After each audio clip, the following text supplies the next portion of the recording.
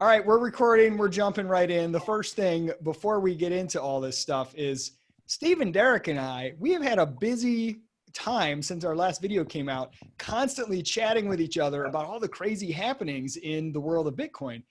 And TK has just disappeared off the map. I don't know if he was just like taking a nap waiting for Genesis to get implemented. But TK, where have you?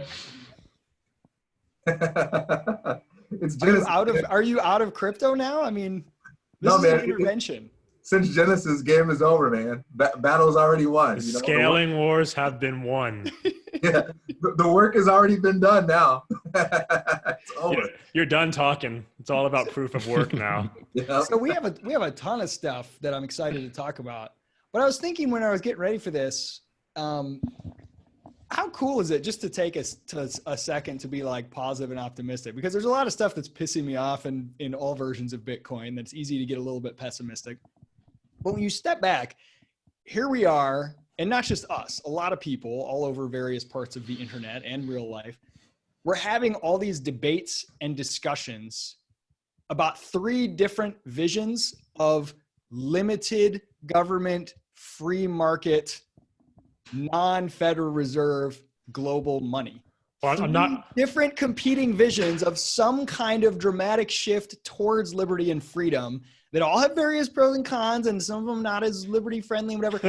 but by any stretch of the imagination, if you had told me 10, 15 years ago that there's this big debate about which version of non-government currency is going to win, I'd be like, yes, okay, this is a good conversation to have. So like, that's a pretty cool thing. I mean, all things considered, and I was trying to think of analogies I spent a lot of time in like libertarian nonprofit world and stuff before I got into running a company. And I was trying to think of analogies for each of the camps in Bitcoin for the different camps of like free market types. Like the BSVers are like the constitutionalists. Like if we just get things to the Constitution, rule of law, sort of limited government conservatives. And the BCHers are like more, maybe agorists and anarcho-capitalists and free speech people. And the BTC people were hard for me to come up with a good analogy for. It's a strange little like camp over there if you're trying to represent the part of liberty, because they have a lot in common with BSVers, honestly. Like a big like sort of Trump supporting strong man, like like we need big. I don't know what. It's weird. There's something there that I couldn't put my finger on. But all that to say, that's a pretty cool thing that we have three competing visions that are all dramatically better than the status quo that we're talking about here. None of them may succeed, but they all have a chance, and that's pretty awesome. So with that, who's got an opening rant? Isaac, the scaling wars have already been won. There's no competition anymore. So there's nothing to talk about. Game over. End of discussion. Yeah, okay, how about this? I'm going to make you each give me a little rant just about something that you are frustrated with or want to talk about, and then I'll pick which one we're going to start with. Okay, well, we've been talking a lot about the Jimmy Wales stuff. It just, I find it very amusing.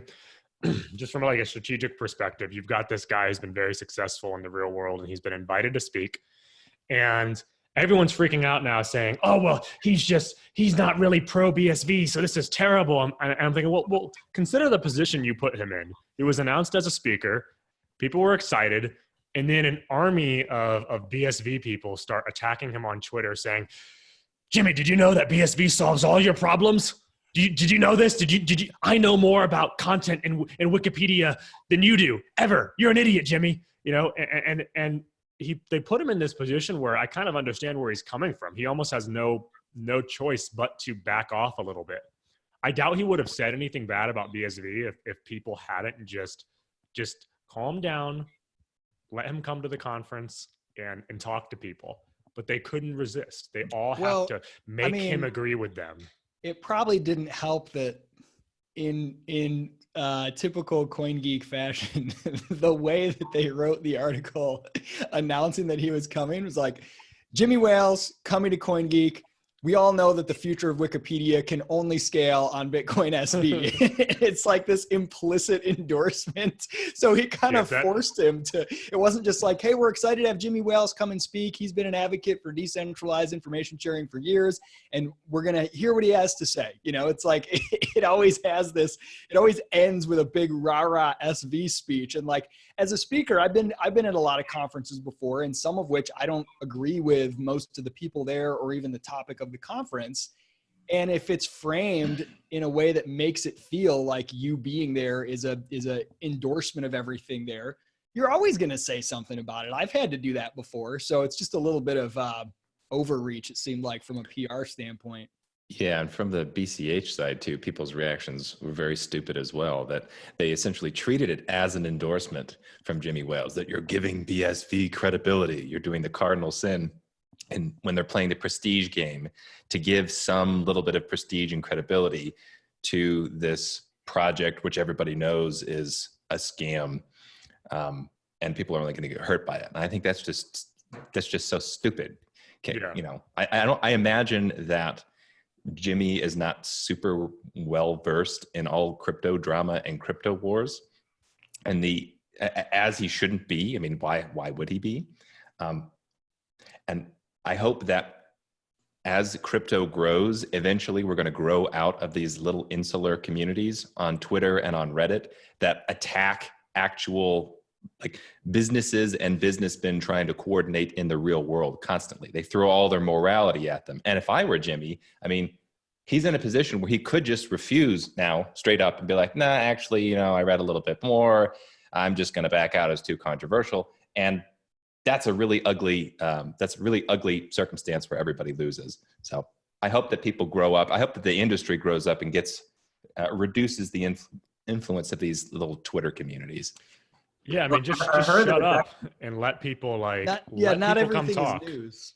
It's not, yeah, exactly. Or a moral. To be a debate though with Jimmy and Craig. Have you guys heard that yet? No.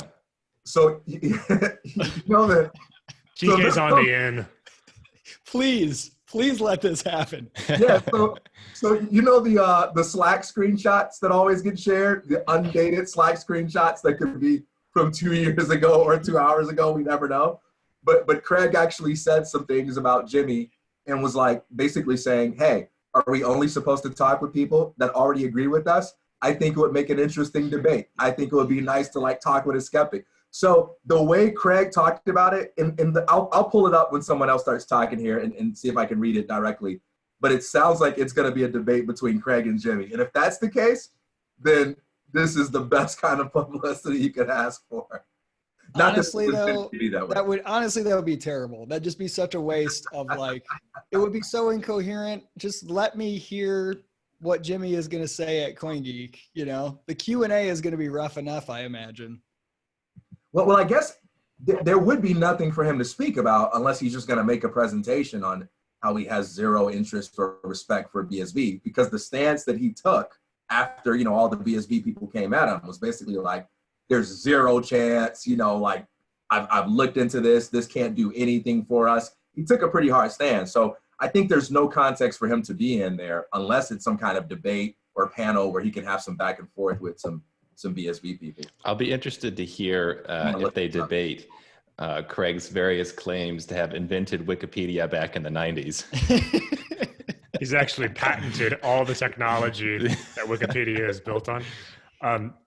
I mean, I just think people need to understand that, you know, you don't always need to convince someone you're right. Sometimes you just need to just relax a little bit. And with people in the crypto community, I like, there's a time, there's a place, and there's a person.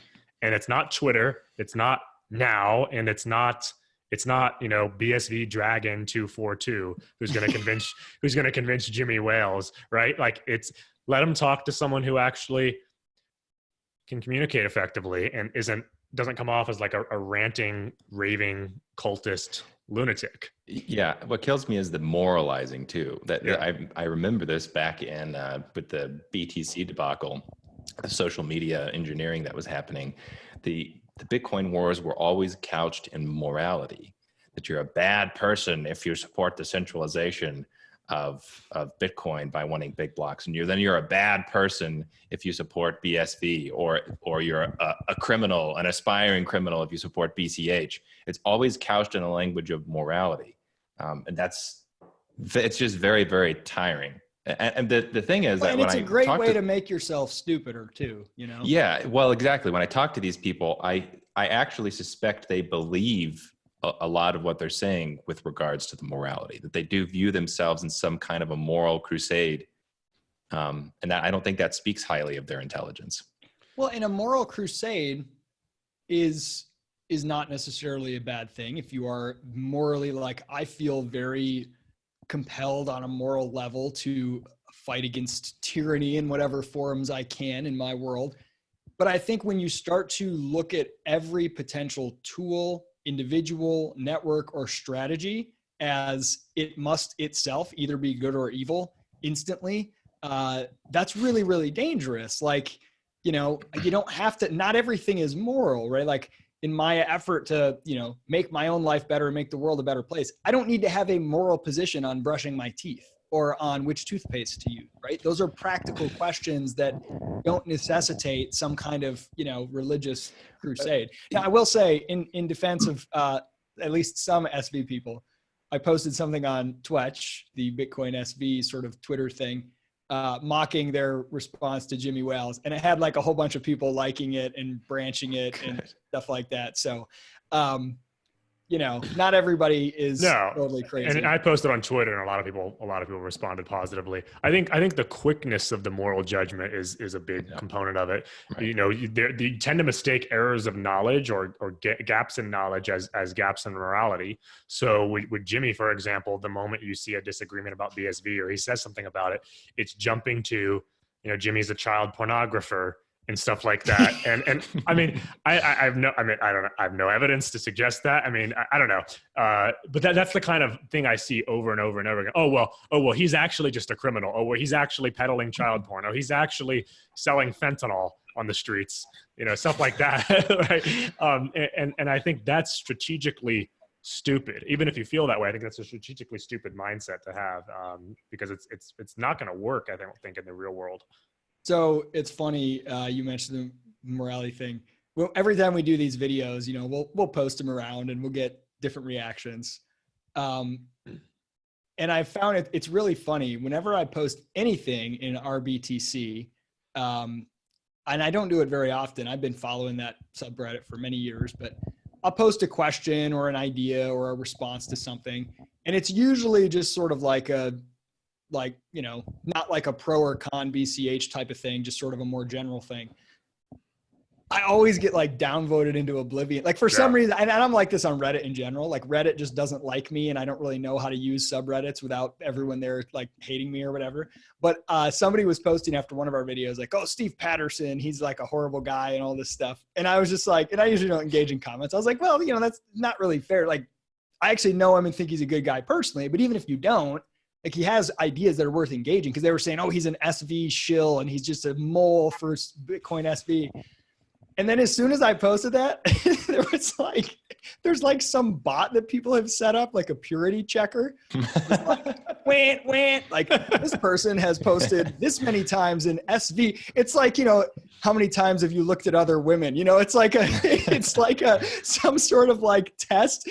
And then I was just like, all these people were coming on and just saying, I couldn't believe it. It was just so weird. It was so anti-interested in discussion, anti-curiosity. And it's like, guys, no version of Bitcoin has won anything yet.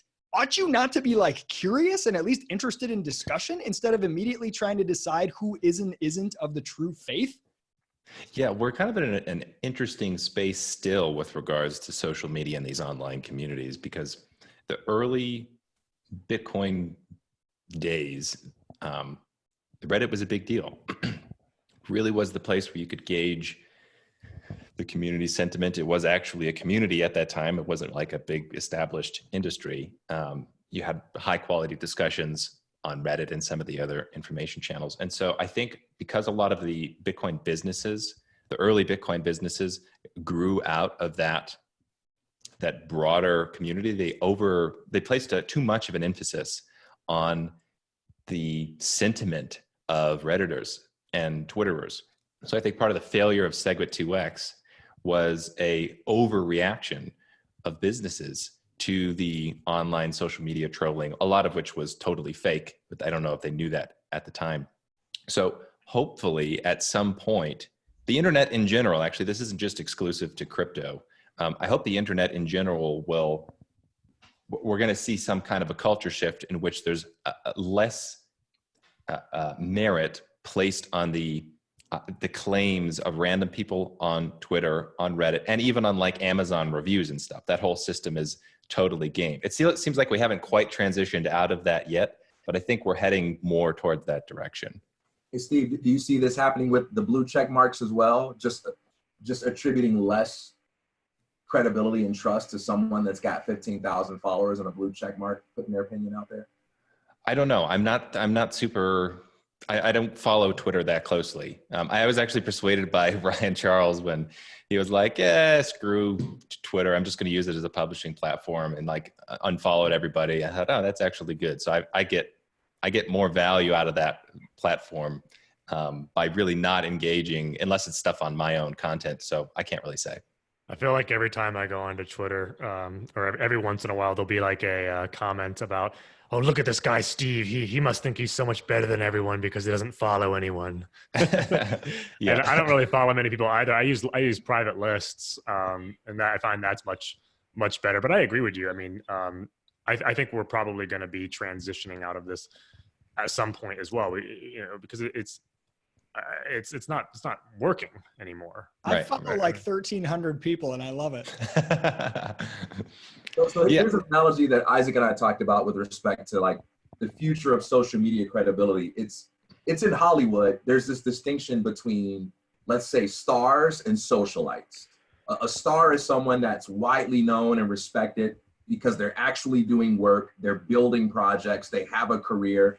Leonardo DiCaprio is a star, right? The socialite is the person that goes to all the parties, they drop a ton of names, they claim to have a friend that's a friend that's a friend of a cousin that knows, Tom Cruise or whatever it may be. And they always seem to be the kind of person to put you in touch with whoever you need to know if you want to be big. And when you're new to Hollywood, it can be hard to distinguish like who the socialite is versus who's the person that actually has power to make a difference in your life. And the newer you are, the more susceptible you can be to deception. Except in Hollywood, it's such an old industry that there's a certain kind of protocol.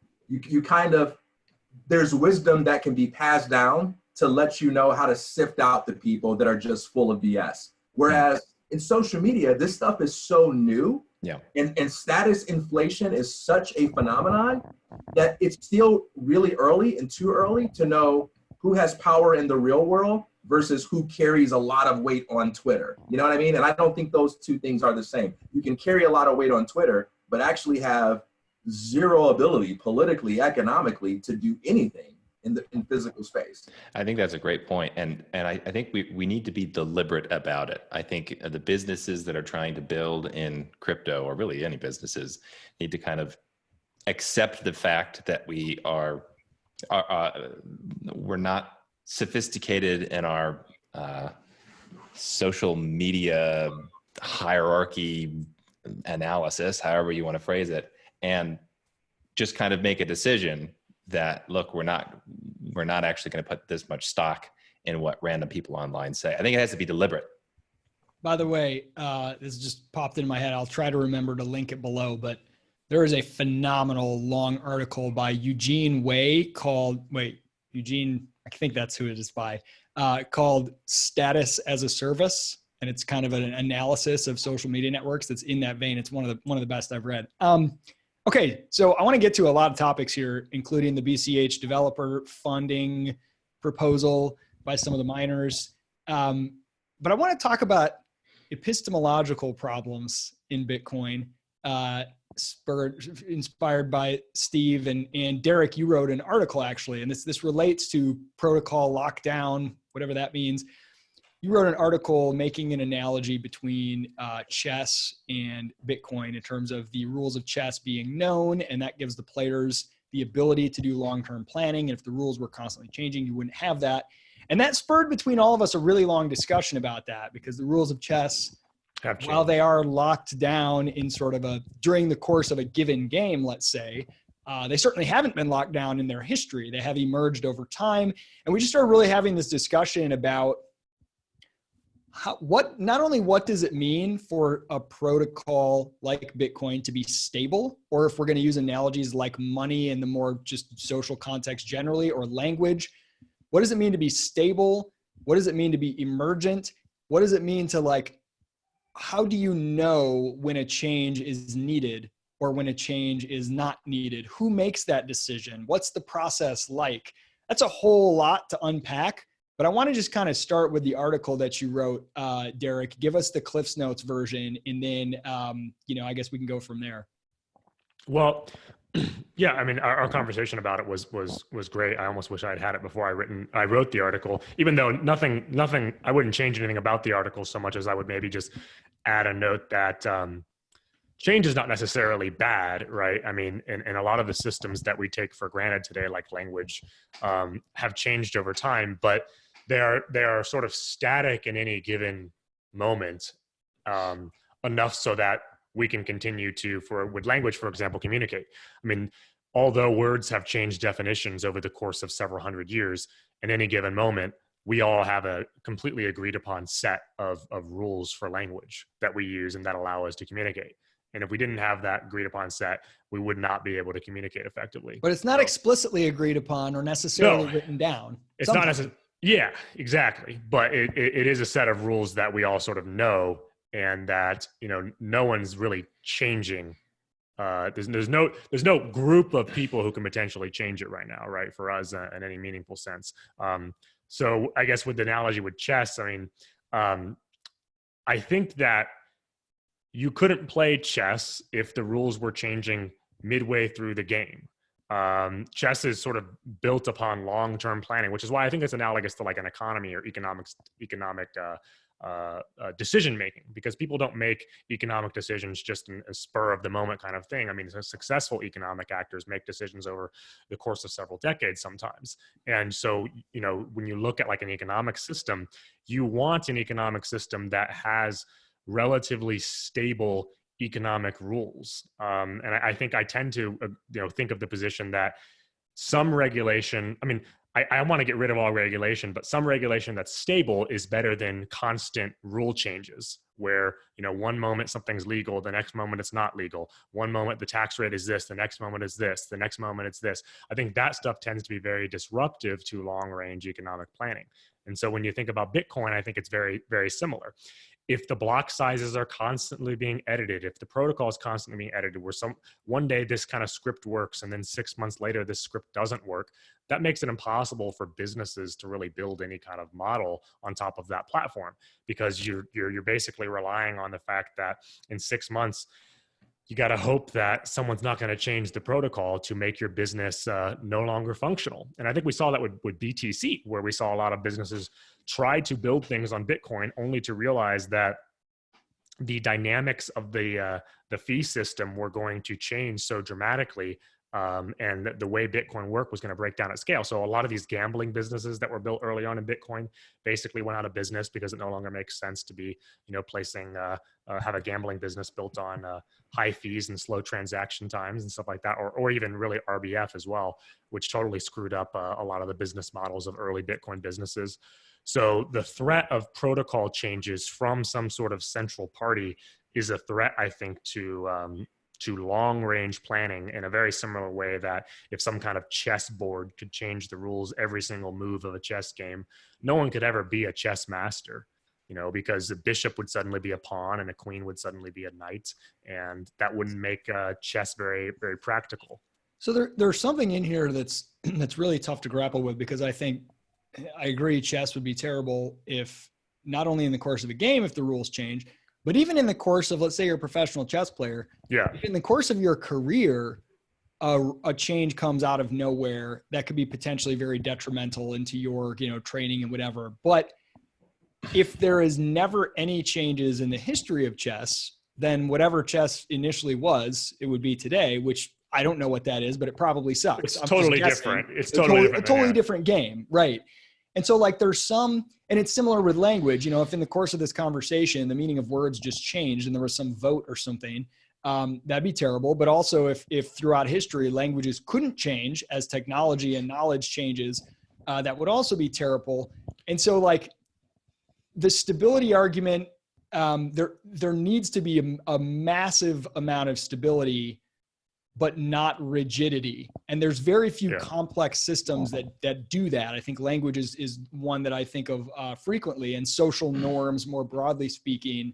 How do you get that in Bitcoin? That's the question. Go ahead. I was just going to say, I think when you make the language analysis too, you also want to think about what is the protocol of language, because I think that can change your analysis of things too. Is the protocol of language, is it just the letters? Is it the alphabet, or is it a little more complex than that?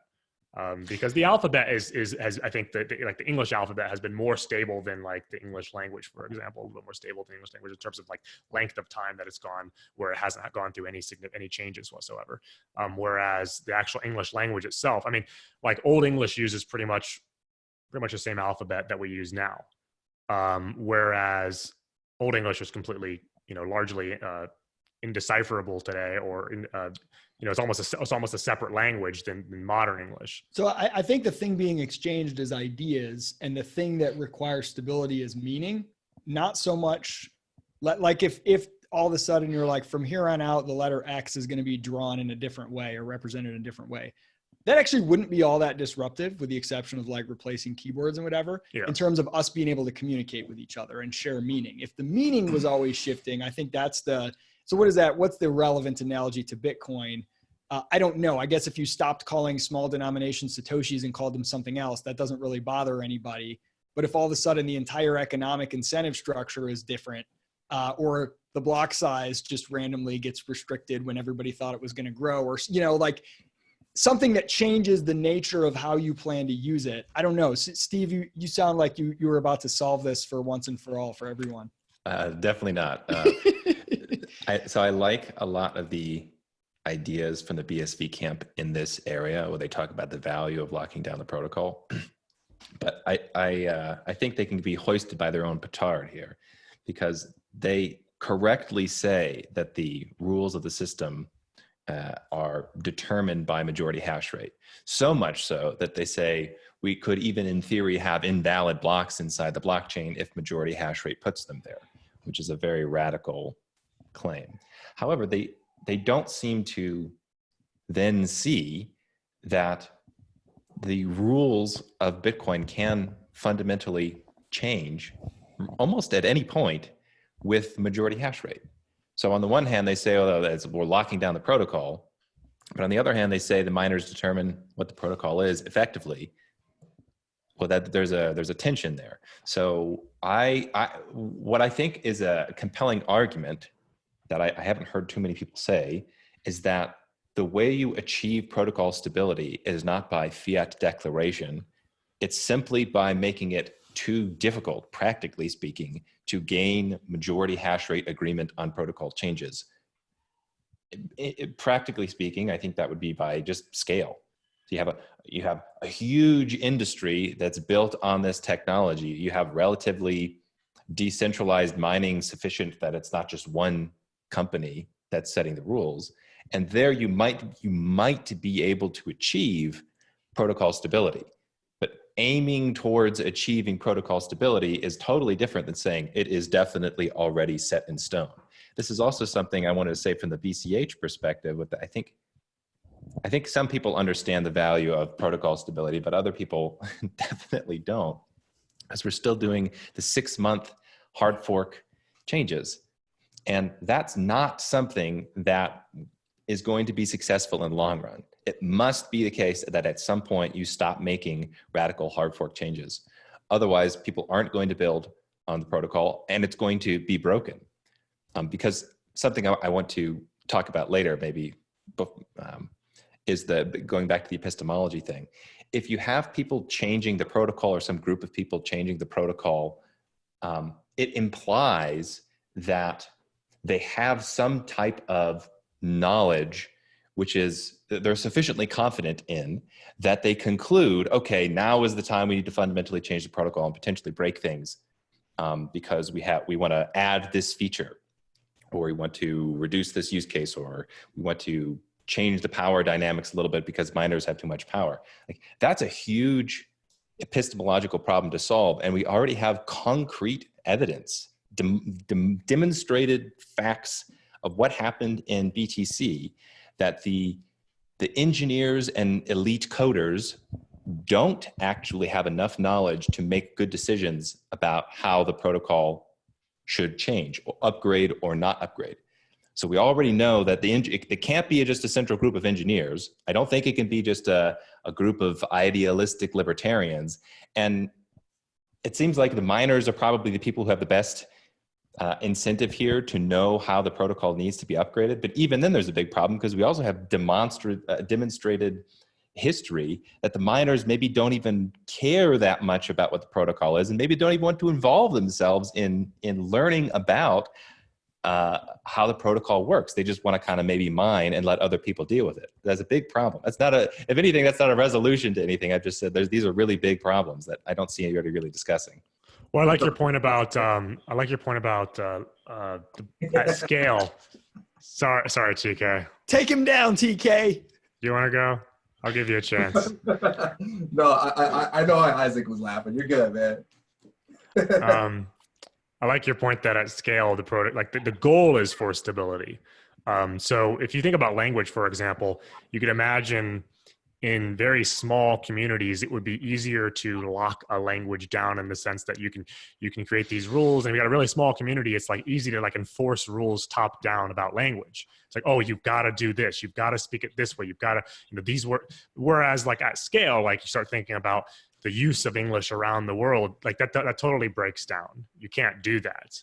And so the goal, like I think scale really is the key. You can't just be, at any kind of small level, protocol changes are possible. I mean, even now with BSV, it's kind of shocking that people are saying the protocol is locked down, because I think, well, I mean, it's not, if you're not changing it now, that doesn't mean that miners couldn't change it. It doesn't mean that majority hash couldn't move from BTC to change it right now. Right. And it's already on the roadmap to change, to make more changes to the protocol, right? You're going to change the difficulty adjustment algorithm, which is a huge deal and a huge uncertainty.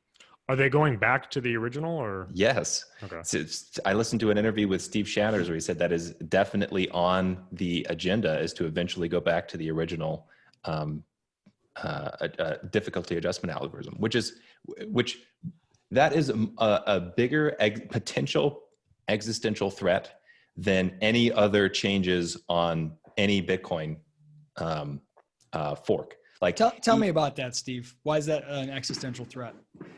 Well, so it's possible that any chain can experience something like chain death if they're operating on the old difficulty adjustment algorithm. Which, all that is every, let's say it's like 1,000 blocks. I don't know what the actual number is. Every X number of blocks, you have an adjustment in the difficulty.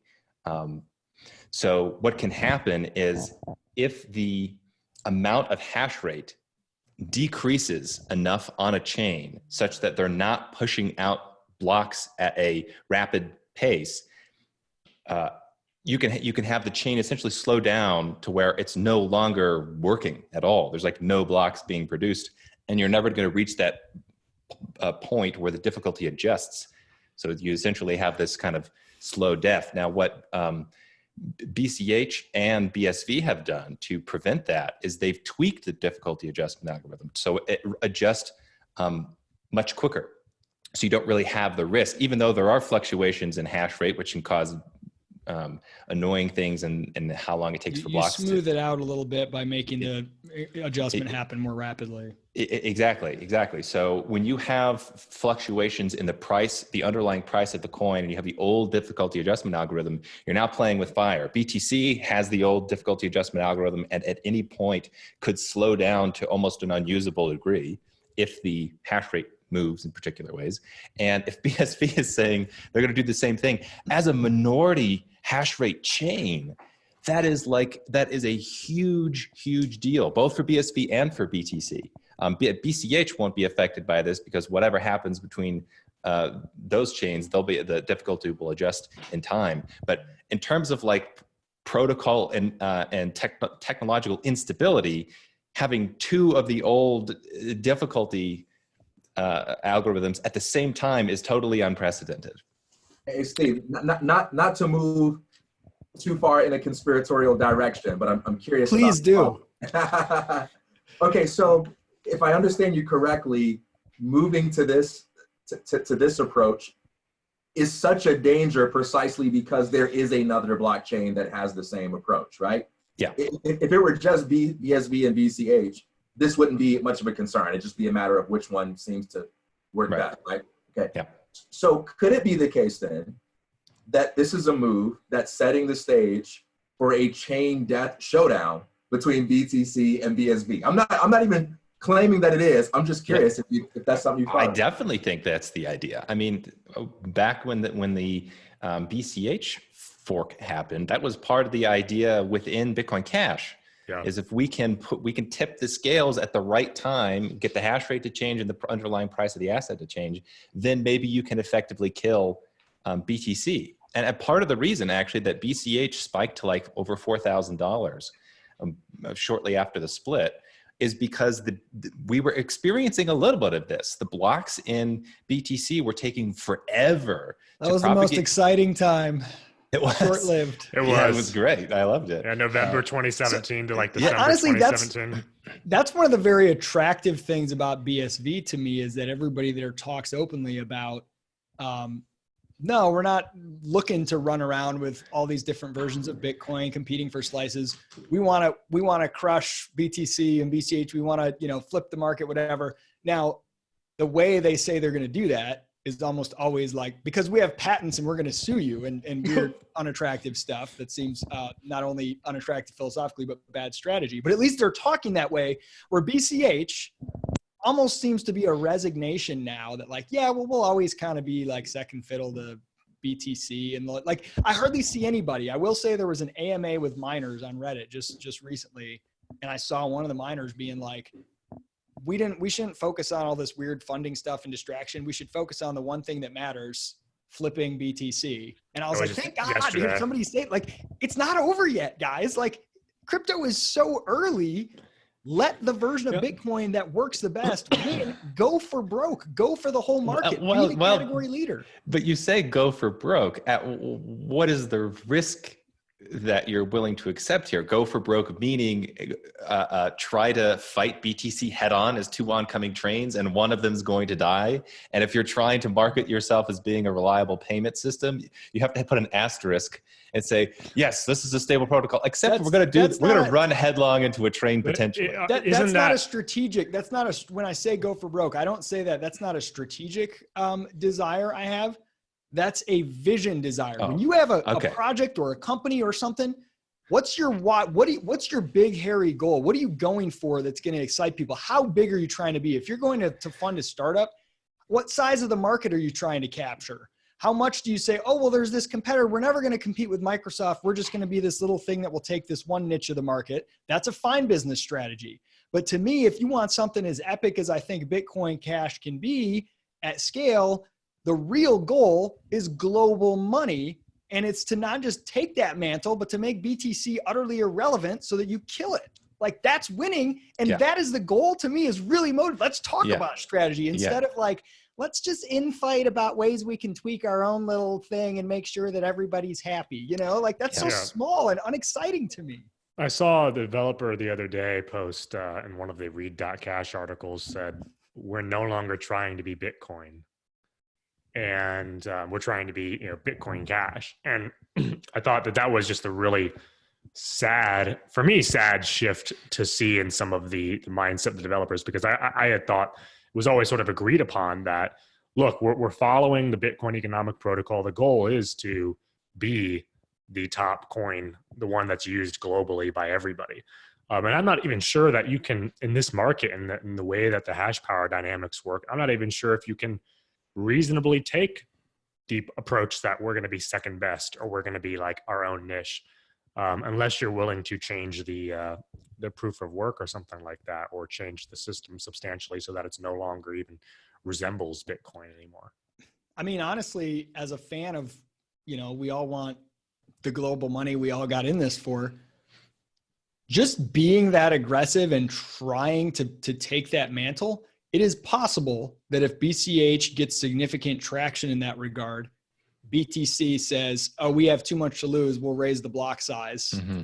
Yeah. Which, as a fan of the scorned and underdog BCH, it would be sort of sad. But as a fan in the bigger picture, it's like, okay, well, this is what it took, but at least we got bigger block. I don't know how that would work in the long term, but it just seems like I want that ambition, and I like that. And I see that from BSV, except I see it in all the wrong ways. I see it in the ways that cause a company, if you were to think of it as a company, and in BSV's case, it literally is mostly a company, to stagnate, which is, how we're going to win?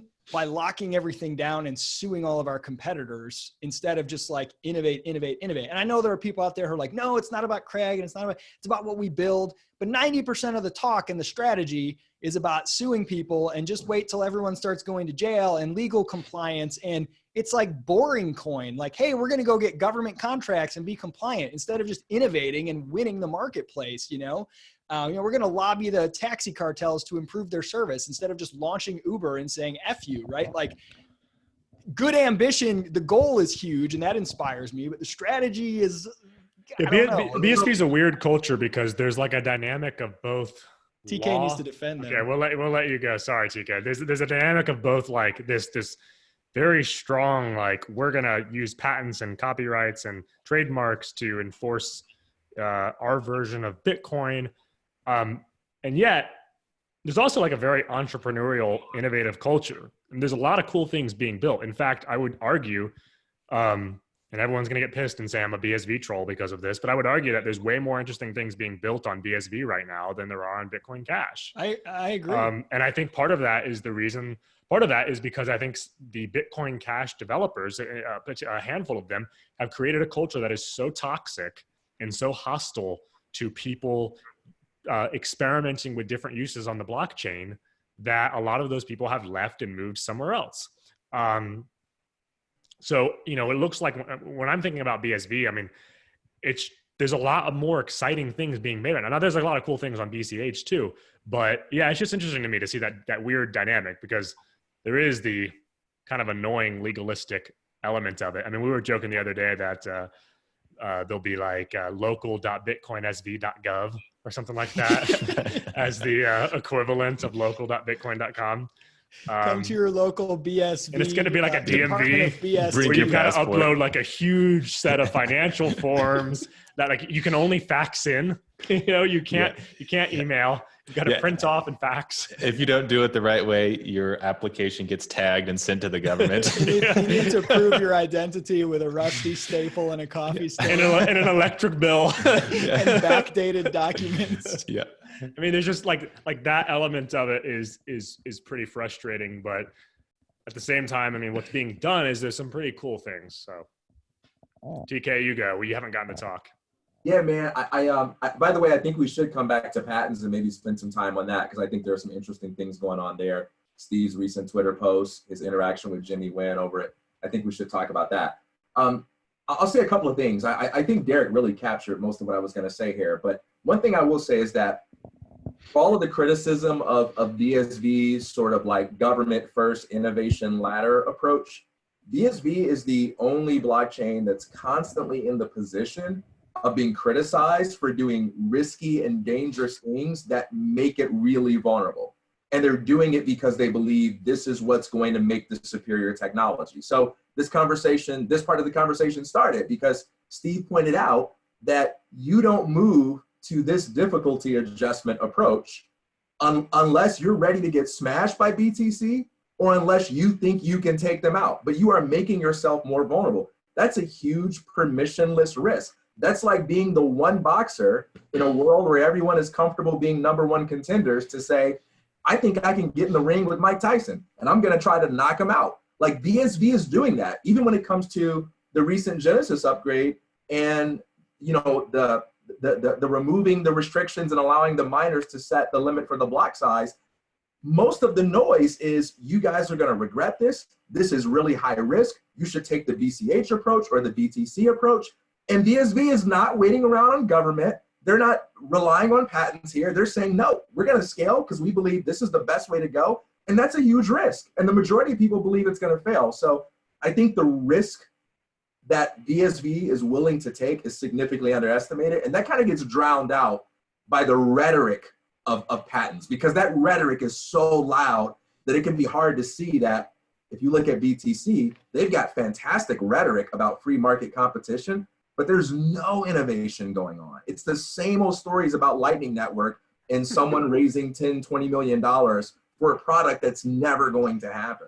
No, we should also remember, like, developers could be, you know, as crippling towards the innovative culture as other things. I mean, limiting the block size and being over obsessed with like efficiency can be very bad too for fostering a culture of building things and innovation as well.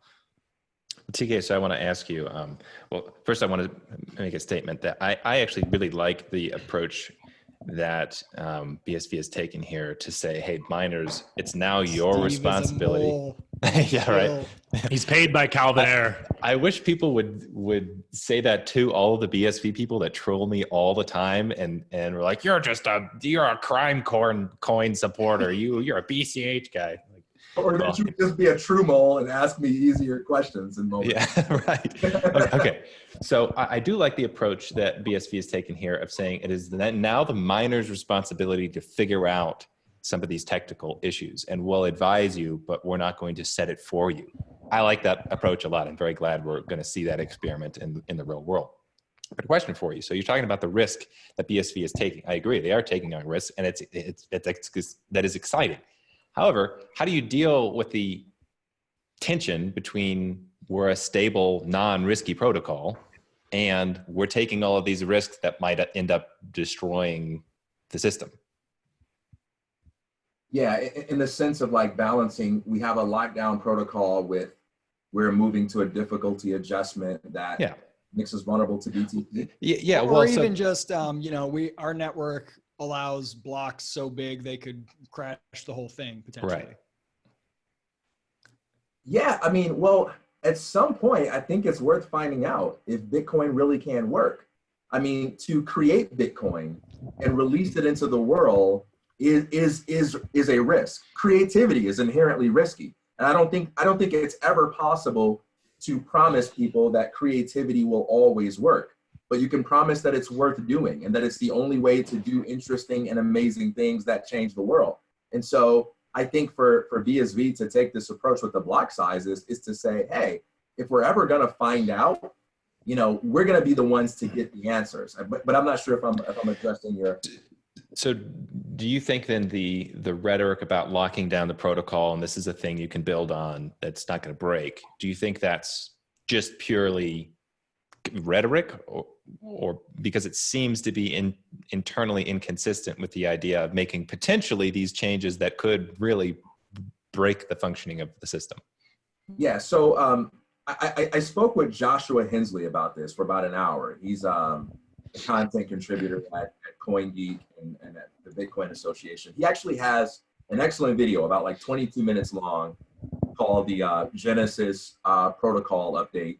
And he sort of spells out what he thinks everything means and how it works and gives his arguments for it. And I think it's excellent. I'll share the video. But from my conversations with him, he says that the BSV community is actually guilty of having misled people about what protocol lockdown means and has done a poor job at setting expectations. This is a guy from the Bitcoin Association who says this. And he says, the most important thing to focus on when it comes to protocol lockdown is really that transactions which are spendable today will continue to be spendable. They will not become unspendable at some point in the future and vice versa. So, and I'm trying to articulate something that he can explain so much better, but if you take like an in-lock time transaction, for instance, that's made in 2016, that can be broadcast at some point in the future, like 2024, there's no protocol upgrade that's going to make that transaction unspendable, and vice versa. So if something's unspendable today, it doesn't become spendable in the future. If it's spendable today, it doesn't become unspendable in the future. And the second thing is that if you are doing on-chain business development, no future protocol changes will result in you needing to make changes to accommodate that in order to continue servicing your users the same way. So I think that's already wrong, though. I think that's Steve, already. let me defend the point. Well, no, I'm gonna counter interrupt you. Hang on. Okay, So, go ahead. Okay. So, okay. So there have already been changes around multisig here, where I believe Money Button has said they had to deal with this, where the way they have discontinued one particular way of doing multisig, and it affects the way that wallets have to be structured. So is the idea that post Genesis now we're not going to make any changes? So protocol, we have to change the wallets. I think that's the idea more, because they got rid of something else too. They got rid of what is it? P2SH. Pay to script hash. Yeah, they got rid of really quickly. One of the things Joshua says here in his video is that whatever protocol lockdown means, it absolutely does not mean no future changes will be made, right? But that future changes won't affect those two parameters that I just discussed. So it's a concession that there are still changes that are going to take place after Genesis. With the Ryan thing and Money Button, I believe, if I'm not mistaken here, that problem was mostly the result of like changes he had to make from choosing to run his own node, I believe. I believe that that's something that could have been avoided, but I believe it's both post Genesis. That's when these changes apply. But I believe that Money Button issue was more about how he was running it, not about the changes to the protocol. But there are some businesses that are going to have to run nodes. So Steve, let me pull this down for a second, because there's a difference between being philosophically precise about what lockdown means and does that, and debates about whether there's ever any possibility of something getting disrupted or the protocol changing or breaking something. And many BSV people present it as if that's what it means, that it's this. And then we all end up debating philosophy and we have these thought experiments. So what about this? What about this? And I get sucked into that. Now, when I step back and I think as an entrepreneur, and I've been thinking the last couple of weeks about various business applications that I would love to build that could potentially we're gonna get you all into the crypto world soon. That could potentially be built on Bitcoin. I mean, I even thinking about my current company, which is, people making these beautiful professional profiles and things. Like, I always like to ask myself, is there some version of this that's better built on Bitcoin? And thinking about other businesses. Now, when I do that, if I get an idea that I think this might actually have something, this could actually be a Bitcoin business, I immediately think, which protocol would I build it on? Now, I can tell you with BTC is like a no-go completely. Ethereum feels the same way for similar reasons, but slightly different. BCH, very, very hesitant, because I'm like, I just don't know what this thing is, what it's going to be. I don't know about Avalanche and Schnorr and some of these, I think I pronounced it wrong again. No, that some was of these right. things that I can't even pronounce. I don't know. That feels a little unstable to me, and it feels too many things to predict, especially for somebody who's non-technical like myself. BSV, probabilistically, I look at and I say, they already have max block size. They're very 100% clear. We're trying to be the cheapest possible, and they have consistently been. We're trying to do the most transactions, the fastest. We want zero comp. We want all these things. And I know that that's what they're putting out there they want to maintain. And I have the highest level of probability as a business person that that's going to be the most stable, with one exception. There is a huge looming existential risk of instability on BSV, and that is their legal weird strategy. That is, Craig Wright could go to prison for all I know. I don't know. They're weird. They're crazy. They're bombastic. They're trying to sue people all the time. I could get sued if I build a business on it and it turns out that they don't think that it's doing something legally with some blah, blah, blah. And like, I don't know, that legal thing, that obsession with law and suing people is either going to make them die by their own sword because they'll end up going to prison, or it's a risk that like, they talk so much craziness, then it changes all the time. Like, what does that mean if I want to build a business on it? Do I have to, is there some weird legal risk that's involved? And you can give me all the reasons of BSV fans why that shouldn't be the case, but thinking as a pragmatic business person, that is something that concerns me. So protocol wise though, from a pragmatic standpoint, even if it's not philosophically airtight, there is no question that I feel much better about the stability of the BSV protocol than any of the others, for better or for worse. Yeah, I agree with 100% of what you just said. I mean, I think that's exactly correct. And I think it would be wise for BCH, which I'm still partial to BCH, to recognize that fact about how an entrepreneur is going to be thinking about things. I did want to say one point. Never mind. I'll come back to it. In the middle of that, you said something that was a little long. Yeah, no, there was something really good in there, but I'll have to come back to it. Isaac's hesitancy is interesting to me because I think this is something that the BCH people tend to underestimate is the signal that you're sending to the world. And they tend to think that, oh, well, our blocks are, like I hear this often, our blocks are only 1 megabyte, so it doesn't matter. Yeah, they're good enough. Yeah, they're good enough. Like we don't bring 10 megabytes on. We don't need anything right now. But when I see that kind of talk, I think, well, that's kind of naive because you have to consider what message are you sending out into the world to people who are thinking about doing something on the Bitcoin Cash blockchain. And I know firsthand, and I won't mention them, but I know there's a couple businesses that wanted to do some very large volume transactions using Bitcoin Cash, and they were hesitant given the 25 chain transaction limit and the block size dynamics right now, that it's just not going to work. So I think the Bitcoin Cash people need to understand, like you need to think about the people who are not yet on Bitcoin Cash, but who might be thinking about it and get inside their heads. You know, there's unseen people who are never going to join your blockchain if you don't create a culture that allows them to participate. Exactly. That's kind of what the point that I wanted to make was that culture matters here. So when you're talking about protocol lockdown, I suspect there's a lot of imprecise, funny business going on that people like. They get caught up in the marketing and they aren't actually telling the truth about what that means. But from a culture standpoint, I think that's incredibly important.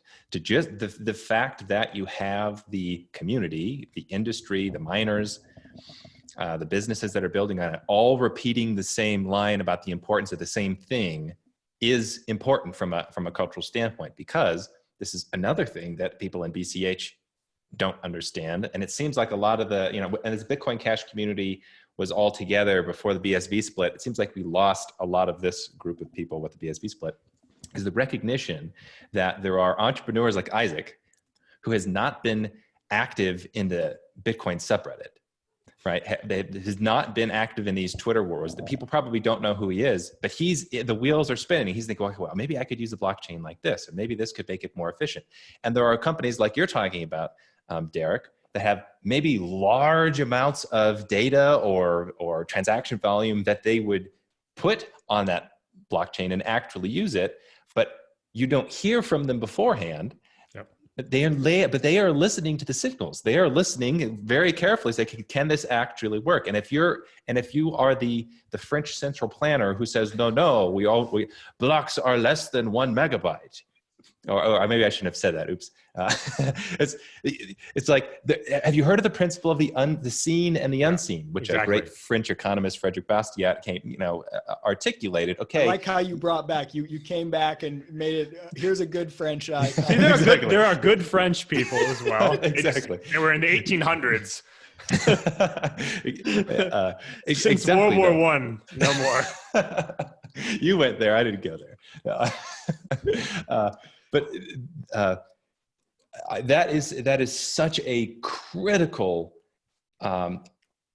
feature that we have lost in Bitcoin Cash, is the acknowledgement that signaling capacity is incredibly important. And we have no reason whatsoever to think that growth of the new global money is going to be linear.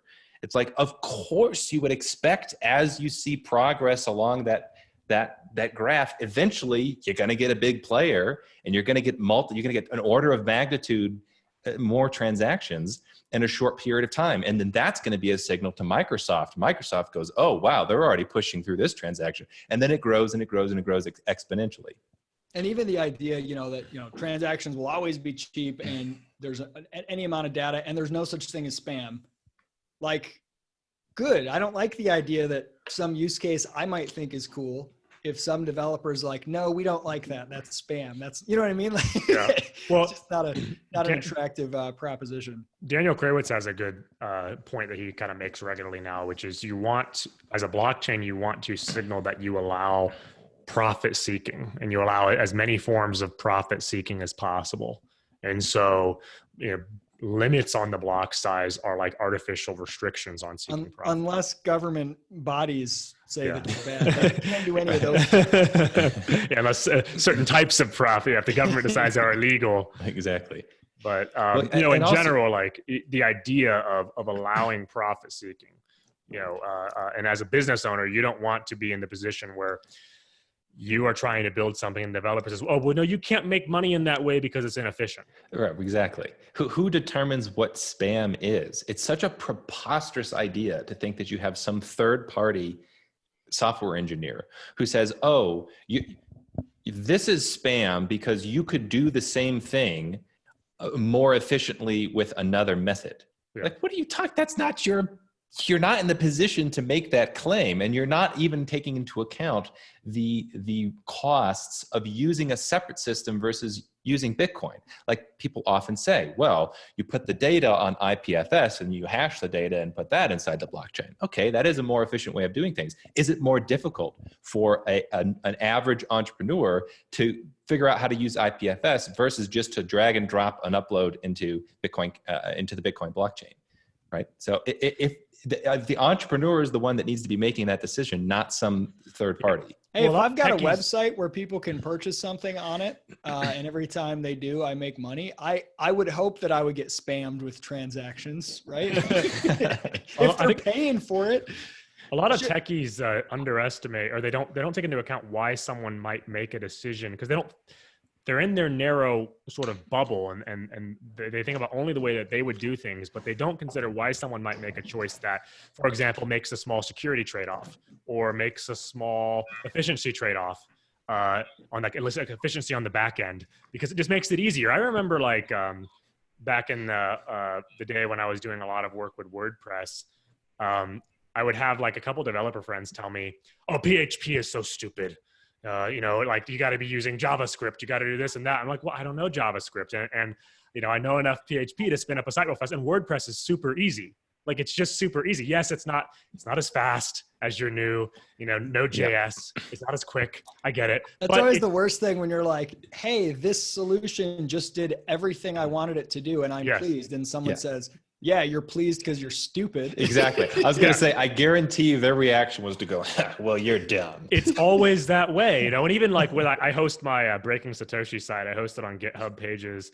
And I remember talking to someone who was kind of suggesting that, telling me how to set up GitHub pages. And it was so complicated. And I was like, oh, this is going to suck. And then I realized I could just type it directly. Everything I wanted to do, I could use GitHub itself as my CMS without having to use command prompt or all of these extra things, without having to set up a dev environment or any of that stuff. And I told the guy that, and he was like, you can't do it like that. Like that's not proper, right? And I'm like, well, this is all I need though, right? And I think people tend to like, it's like, yeah, theoretically it'd be better for me to do X, Y, and Z, but the time and energy trade-off it would require to do that and the complexity involved is so much higher than me just typing it into a GitHub text document. And so these techies tend to just not think like that, it seems. So yeah, you absolutely want the entrepreneur or the person who was directly involved. Really, it's the person who was closest involved in the process of profit making should be the one making the decisions, because they have the understanding of what's really needed to be done. Yes, and think about how many businesses, successful, profitable businesses, maybe even massive businesses, or perhaps especially massive businesses, are using theoretically inefficient technology. I mean, how many, like you think about the healthcare industry, right? Of course, there's a lot of government regulations. Do you think that the technology they're using on the back end is theoretically ideal? No, it's probably a joke. I'm sure it's massively insecure. It's got all kinds of problems, but it still works. I mean, you can imagine, yeah, exactly. And some people have made this argument about Bitcoin as well, that Bitcoin is kind of a similar thing. I know, I don't know. Have you read that article, Bitcoin is Worse is Better by Guerin Branwin? It's on Guerin.net. It's kind of an interesting idea. It just talks about like one of the reasons that cypherpunks or sort of the academic cryptographic people didn't think of Bitcoin is because Bitcoin is sort of an inelegant system, or at least it appears inelegant to some of those academic minds, because you've got all these people storing all this information all around the world, and it requires constant energy to upkeep, as opposed to something like maybe like a proof of stake model or something like that. So I think, yeah, I agree. I think the tendency for some of these people is to think about theoretical problems and not just let people tend to like work these things out. Like, I can't understand why someone would be bothered by an inefficient business model on the blockchain, because if it's truly that inefficient, then it's probably not going to survive long. Right. So like the concern there is not really a problem. Exactly. Like, let it happen though. A funny illustration of the good enough technology. You guys know what the largest jobs board in the country, at least, maybe the world, and that has the most roles filled. Do you know what it is? Craigslist. Yeah. It's just like it's like the unchained, old, ugliest excuse for a website in history. Oh, so it's like Drudge Report is like a crappy old 90s style website, and yet it's wildly trafficked. Yeah. The value of the use trumps any technological beauty, right? Just getting what's the most valuable thing people want to do and enabling that as quickly as possible is just orders of magnitude. All the other stuff's nice, but all right. So which one of these two topics do we want to go to next? Wait. Can I chime in here real quick? Yeah, go ahead. One is a joke. Two is a serious question. My joke. Well, if you tell us it's a joke ahead of time, it puts so much pressure on. Yeah, it might not be funny. Yeah, but pressure doesn't matter. I'm not funny anyway. Like, I'm not going to get a laugh. So I might as well put the joke out there. Longest list, Craigslist. Longest chain, Craig's chain, when it's all said and done. Oh, God. Definitely not funny. I guess Steve will laugh at that. All right, so Steve, would you say, I'm thinking about protocol lockdown. I know you didn't like the definition I gave earlier. Would you be satisfied with a definition that said protocol lockdown doesn't need to be absolute, but it's comparative, right? There's like a range. In the same way that we might talk about decentralization or distribution. There's no absolute state of decentralization that's viable. It's all relative, right? Could we say that a lockdown protocol is one that most efficiently secures the profit-driven nature of the network? Yeah, I mean, I don't know about most efficiently. I mean, that would be a hard claim to make. Most successfully? I would say maybe it seems to be the most practical method. Like, it seems reasonable to follow along and say, okay, if we don't change the protocol all the time, that means that the profit seekers are going to be able to successfully execute their plans. I agree with that, but I don't know. I think I've talked to several people in BSV who insist that what protocol lockdown means is technical protocol lockdown, as in version 0.1 was perfect and we're not moving beyond that. And I think I prefer the way that you phrased it, but I have a suspicion that there's quite a lot of people in BSV that wouldn't.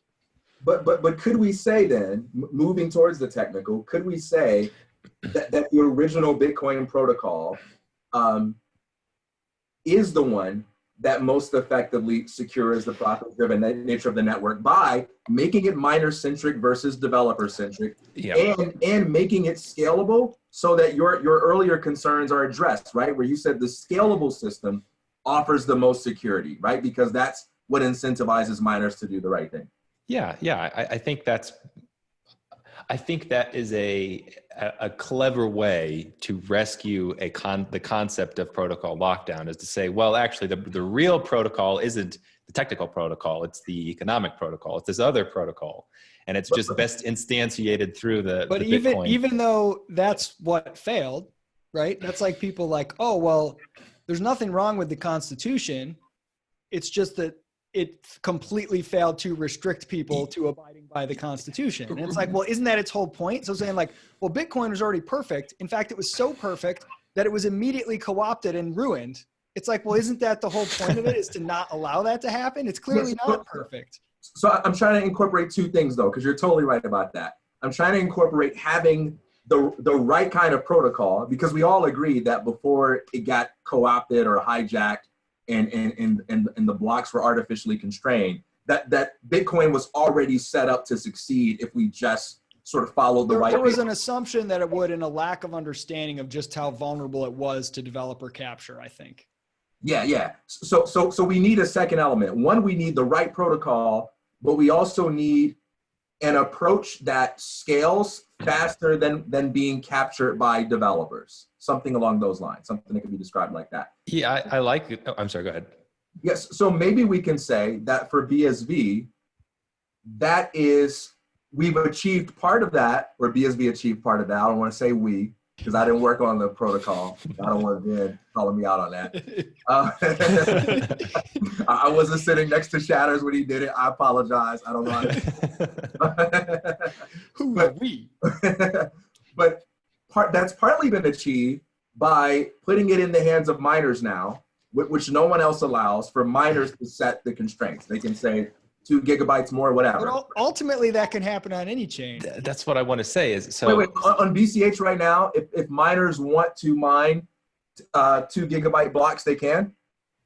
Miners can go higher than that. The default's just set at, well, not 2 gigabytes. They can go up to 30. Well, I guess, I mean, if they had enough hash power, they could raise the block size. But yeah, but what I'm saying though is right now in BCH, the community is developer centric, such that they are the ones that determine what the default block size is, right? In effect, I think, because I think that what I have underestimated is the degree to which miners will simply just defer to developers on these decisions.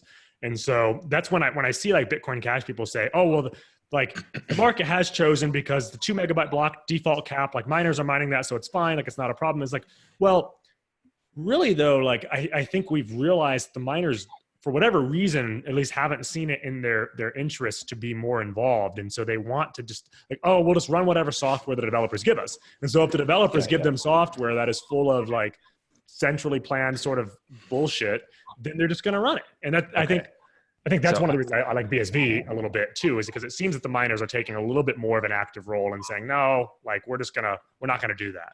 Well, it's a question, and this will get to our BCH funding question, but I've always been surprised that we have not seen a more vertically integrated industry. Why aren't the biggest mining concerns also funding their own development teams that are running their own implementation? I would expect that. I would think that would happen. And it's happening in the case of BSV, but it doesn't seem to be happening in BTC or BCH, which is surprising to me. I think it's about to happen in BCH. I think it will happen in BCH because I think that this developer funding question has drawn to the surface a lot of the problems existing with developer capture. So I want to cover a couple of things that were sparked when you guys were talking. Just don't let us forget. We got to cover the BCH miner fee. And we got to do our questions from Twitch. And the patent thing that TK wants to defend patent somehow. Oh, and we have some questions from Twitch. So we got to talk about all those things. But go ahead, Steve. Okay, so here's my attempt at synthesis here. So there's clearly a difference between miners in theory and miners in practice. Like miners as this abstract group in our theoretical understanding of what Bitcoin is. They have a certain amount of power.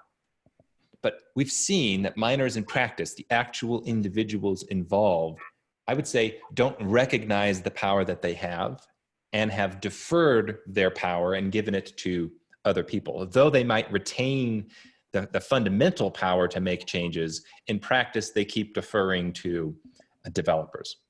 Okay, so here's a different approach to try to explain the dynamics between the different Bitcoin blockchains. Perhaps what's really going on is we're simply trying to find the group of competent entrepreneurs in the domain of miners and developers and businesses. So rather than saying, oh, this is a fundamentally different system and we're locking down the protocol and that means this, it's something like what we're trying to figure out is who is the better entrepreneur? Are the miners who are taking an active role in development on BSV, are they the competent individual entrepreneurs that have the ability to take Bitcoin to the next level?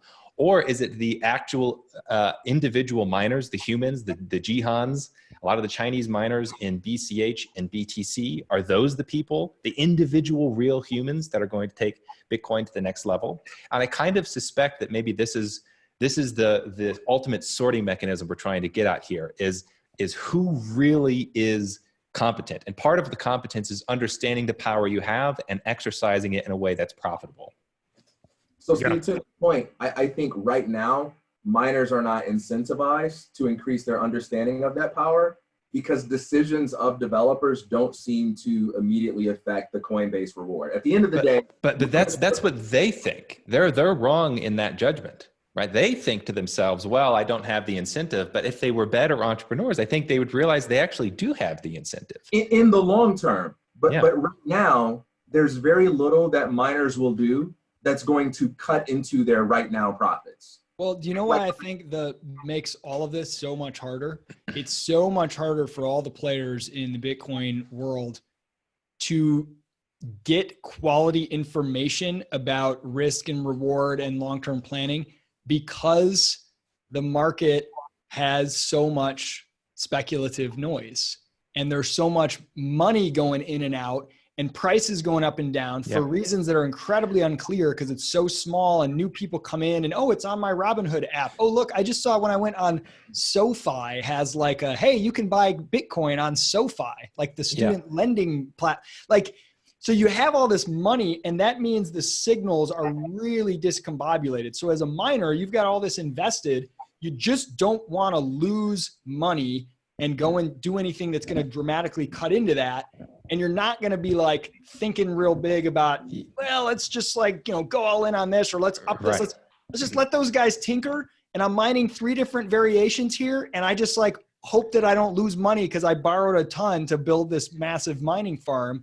And all that money, all that noise, it's just really hard to overcome. I mean, a handful of large financial players can come in, buy a few coins, and create enough price signal that confuses everybody's information about the underlying value. It's just very, very hard to tease it out because there's money to be made. Like I would argue too much. There's too much money in crypto given how undeveloped and unusable it is in the real world in a way.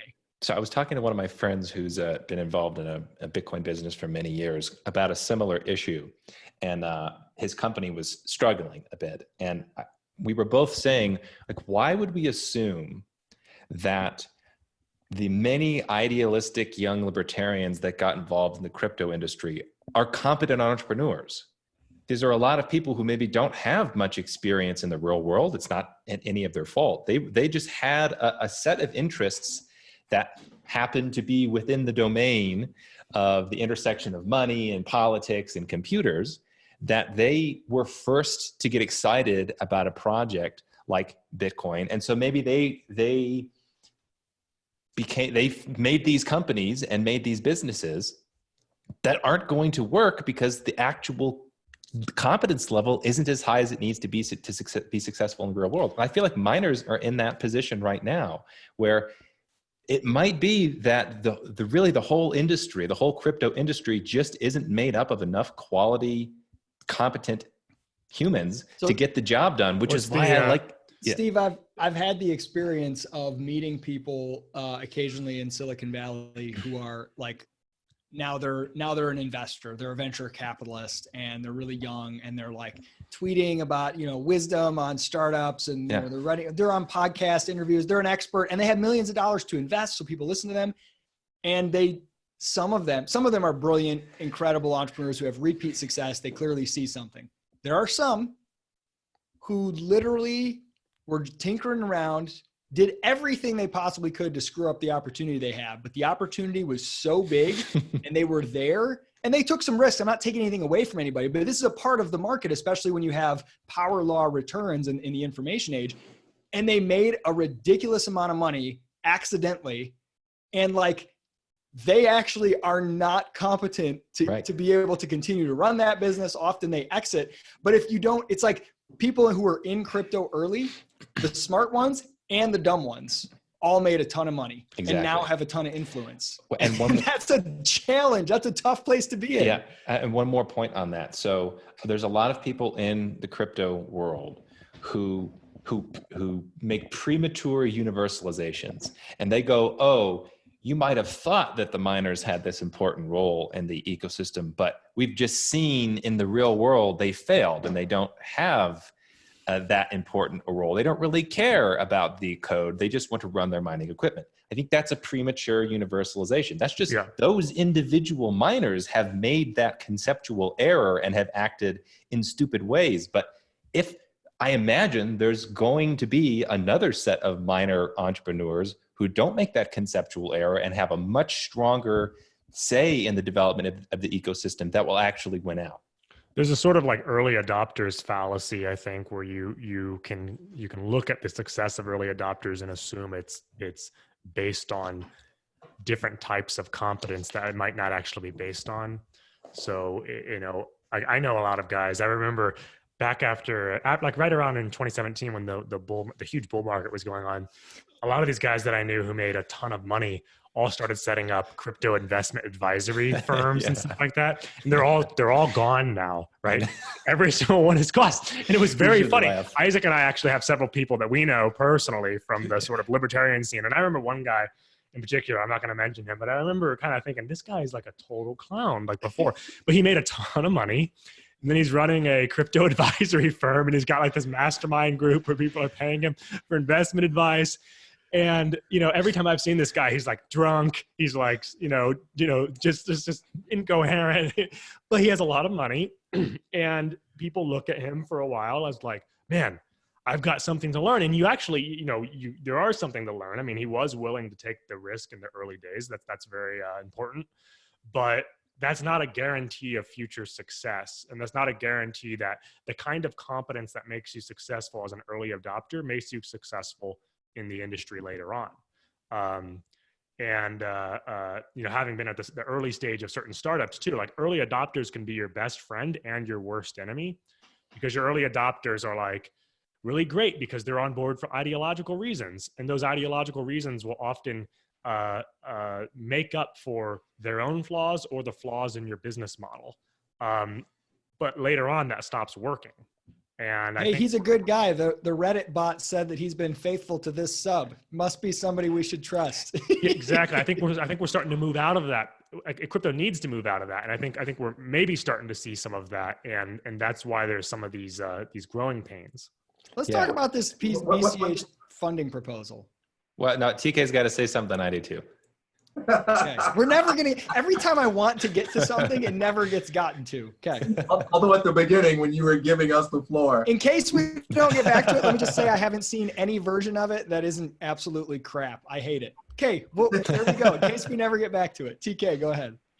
So there are two sides to this coin. On one side, we have the early adopter problem where miners are the least innovative that they're ever going to be in Bitcoin history. It's only going to get better from here. And on the development side, it's still not as profitable as it's going to be in the future to make money mining Bitcoin. Right now, there's nothing you can do mining Bitcoin that's going to be more profitable than getting the Coinbase reward. Once miners are incentivized, however, I mean, once we scale and there's more money to be earned through transaction volume, through transaction fees, then miners become incentivized to get more creative. And they become more defensive against the things that developers might want to introduce. And maybe this can be a natural segue into the BCH thing, because I think the BCH, I don't know what you guys call it, the tax or whatever, but you can't call it a tax, TK. Not a tax. Don't call it that. The BCH debate is based on the fact that for maybe the first time in Bitcoin history, developers propose something and miners are kind of conflicted about it or worried about it. Why? Because they're incentivized to kind of think critically about that, because this is the first time a developer change has threatened to alter short-term Coinbase rewards. Right now, the miners proposed it. One of the miners proposed it. Some of the developers are on board. Like I think the ABC developers are on board, but it was a Chinese miner who proposed this idea. At the same time, he was responding to months. Most of the money support it, and he was responding to months of these developers complaining on Telegram. So I get the point. Like miners are proposing it, but I can see it as the developers are sort of trying to like strong arm the miners or something like that. Yeah, it's kind of like a going on strike. Yeah, exactly. The main point is this, because I want to make a point about scalability and transaction volume. The main point is this: if you ask any miner right now, do these proposed developer changes alter the amount of Coinbase reward you receive in exchange for solving a block? The answer is going to be no for all of these debates. So they're not incentivized to care in the short term. The main thing that promises to change that is not more education, but scalability and more transaction volume. Because once miners are making as much or more money from transaction fees, the moment developers propose to alter that, miners will be forced to care by their own self-interest, whether they're smart and creative or not. Yeah, I can agree with that. Yeah, that's a good point. I want to make just one more thing on kind of an economic point. So some people think that economic cycles are kind of unavoidable. You get the hype cycle, and then eventually there's a bust and for technologies. And I wonder if essentially the phenomenon is that you have in every young industry, like the new internet startup and the tech boom, and maybe it's happened again with the crypto boom, is you get the kind of idealists at first, and then there's too much hype and it brings in lots of money and just a massive amount of idiots who are trying to make money off of projects that are inherently doomed. And then eventually you cross your fingers, you hope you get a recession, you hope that the dead wood gets burned out, and then those few people left over who are actually competent can start building on that technology, and the new players, the new other big competent players can move in after the bust and start building. I don't know if the crypto recession was deep enough. That's what I was just about to say. That is, I'm not sure that, so I am sure that we had the boom, which led to a bunch of doofuses making money and throwing money at the wall and flushing it down the toilet. But I'm not sure if the bust was extreme enough to kind of cull as many people as need to be culled. This is like, there is so much value from a big picture in bankruptcy and recession and from the big picture economic side of things. Yeah, no, I agree. So let's talk about the dev tax, but it's not really a tax. I don't think it's a tax. It's not using coercion, but like it or not, that label won. It came out immediately and everyone's using it. And it always pops into my head. So rhetoric is a dangerous thing, but let's talk about this proposal in BCH. So it came out like the day we did our last video. And so we barely had any time to think about it. My gut reaction then was this kind of seems stupid. And after spending several weeks reading all kinds of pro and con and everything for it and various versions of it, my slightly more informed gut reaction is, well, this is kind of stupid. So what's going on with this thing? Like, to me, this seems like it's like a solution without a problem. Like, developers are complaining they want money. Well, they're always going to complain they want money. What is something that needs to be done to the BCH protocol that literally can't be done because a developer needs X amount of money? And if that's the case, why doesn't a developer put together a pitch for this is what I need to do, this is how much it will cost, will you fund me, and get funded for it, instead of just, hey, developers have been complaining, let's just permanently give them, or for 6 months, give them a ton of money and hope it makes things better. That just seems crazy to me. It felt like they put together a budget without knowing what was actually needed to be done. They just said, oh, well, we're going to fork over, at the current price, $6 million, and that could be a lot more if the price goes up. We're going to put this into some kind of fund, or we're going to donate it to developers directly. I mean, regardless of what the actual, that's the thing, regardless of the specifics about how they're giving the money, whether it's a group of people giving it or whether they're just sending it to certain developer groups, it makes no sense to set up a budget without asking the developers what's not getting done that you need money for. Can you imagine you run a business and you're like, hey, the engineering department, they keep complaining. They need more money, whatever. All right, we've heard your complaints. Every other department, give them 10% of your budget. Yeah. It's like, well, what for? What are they producing? What am I going to get for it? What, like, the incentive, give me a roadmap. The incentive is okay. If I say I have $6 million, well, the incentive then is for the developer budgets now to rise to $6 million. I mean, that's essentially what it is. It's like lifestyle creep or something like that, where in a certain sense, like your expenses rise to meet your income. The hedonic dev treadmill. Yeah, I mean, that's kind of what it is, because I really do think that, like Peter Rising kind of mentioned, I think in his article about sort of development for development's sake or something similar, where the in the Bitcoin.com article mentioned this as well, where the if you have a budget set, then suddenly it's like, we need to go claim this budget. We need to find projects that we can do. I mean, it reeks of like public works and stuff like that, or something, where we have a big budget. Now we need to go figure out how we can spend it. Okay, Steve, your turn. Defend this terrible idea. Yeah, well, so I remember last time we spoke, it just came off the presses, and I was like, okay, I could get excited about this. Depends on how they implement it, but I imagine they're not so foolish as to just say, here's $6 million, you figure out what to do with it. Well, and what made you think you might be able to get excited about the idea that trying to find a more systematic solution to where the developers are getting funding, or the developer incentive structure? No. What's the problem you feel that this maybe solves? So if it's the case that there are real protocol developments that need to be made, then it makes sense to me you're going to have to pay developers to do it. And if miners, if a majority hash rate has decided, even through somewhat sloppy mechanism, to say, okay, we got to fix these things. Like in his article, he said, we want people to work on pre-consensus or avalanche, but I don't remember how they described it. The miners had this idea, okay, we got to work on this thing. We need to raise money. Here's how we're going to do it. It's a little gimmick to get the money from BTC miners, and we're going to implement it and we're going to get it done. I thought, okay, well, it's not ideal, but maybe that could be a very good sign. But then the main miner who wrote the article did like an AMA on Reddit, and I think I asked him, and other people asked him, like, hey, how is this structured? Who's going to come up with the proposals for exactly what gets done with that money? And he said, yeah, the developers will figure out what to do. Yeah, and that's the problem.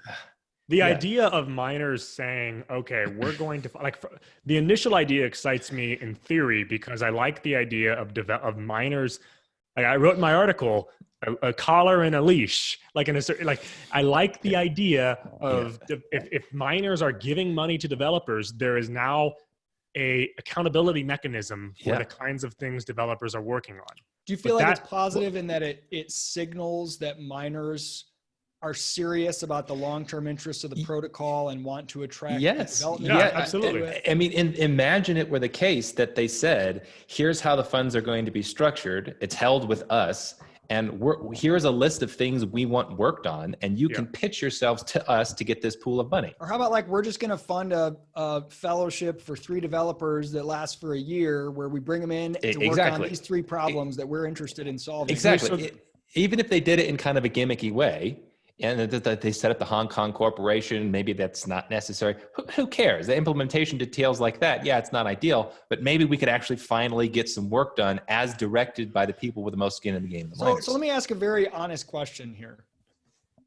Do you feel that BCH has suffered because protocol level developments have not gotten done?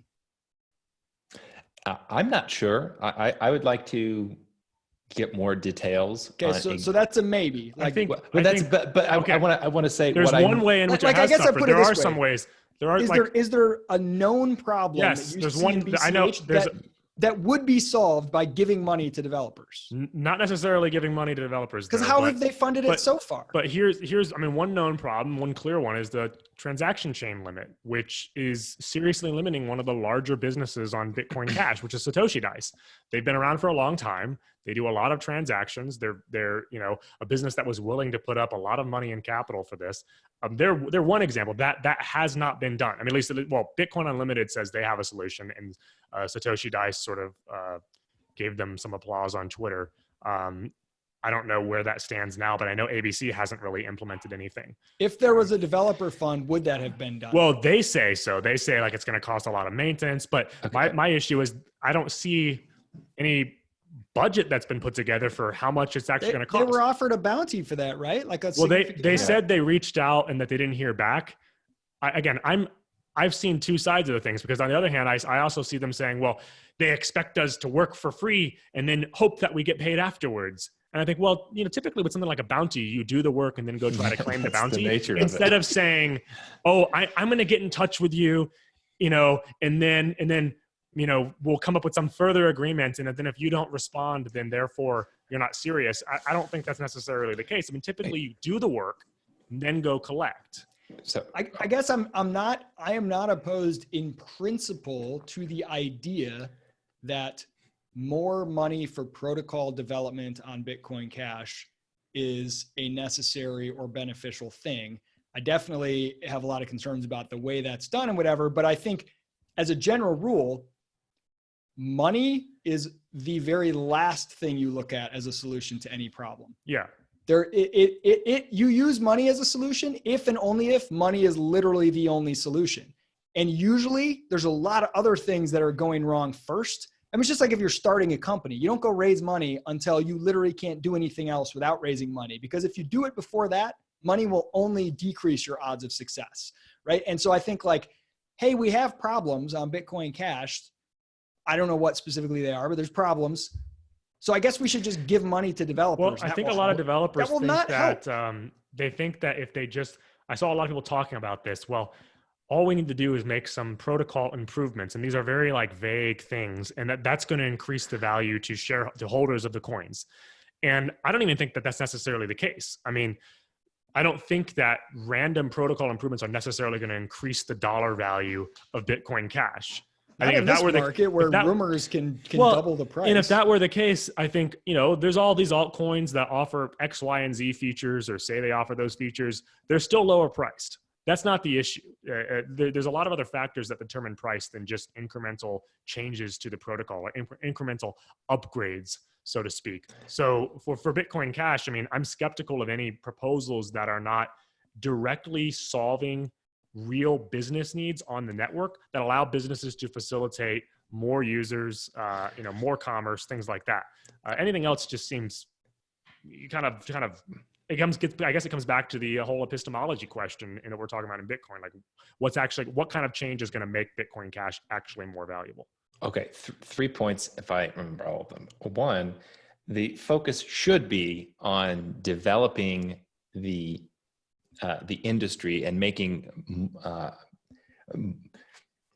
as the industry grows, the amount of money and individuals interested in upgrading the protocol will grow. So if we can actually make this a more successful project in the real world, there will be as much money as required. If we actually land something like a Walmart that's using this for supply chains or whatever, they're going to put the resources into fixing things if they need to be fixed. Okay, that was one point.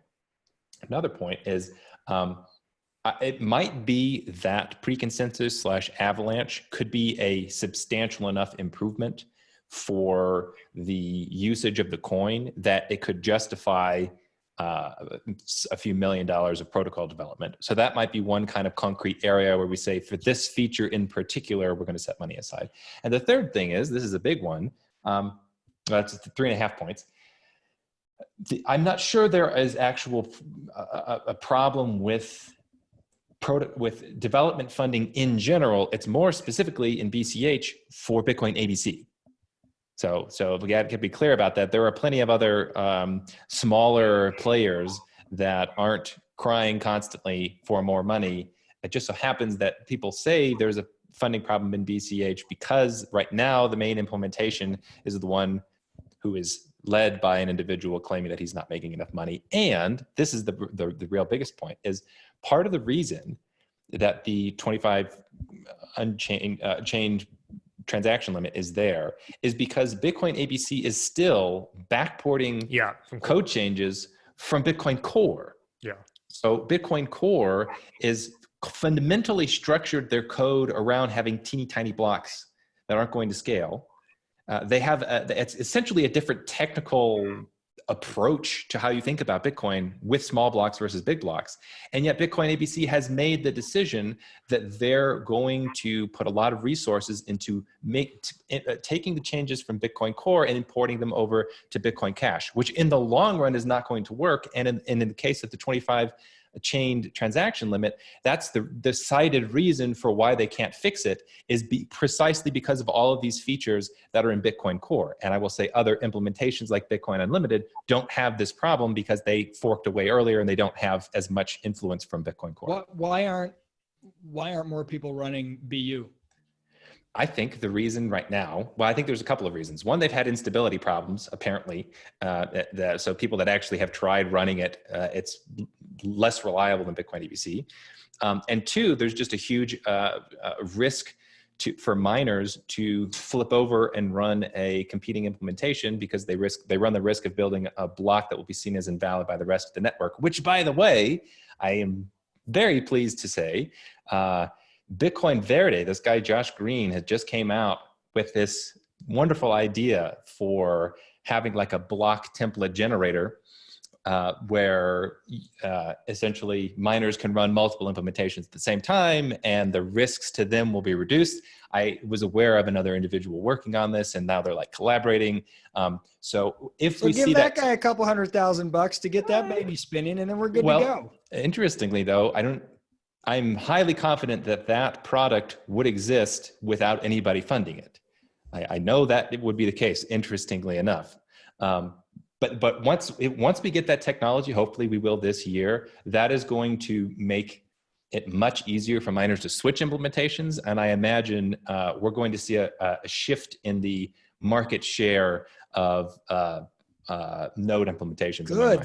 Then don't leave it up to the miners to try to figure out how to fund development and for who. Be like, hey, look, we'll switch to whatever version is the best, and you developers, it's up to you to figure out a business model and to go raise money for it and to convince us to run it. You know?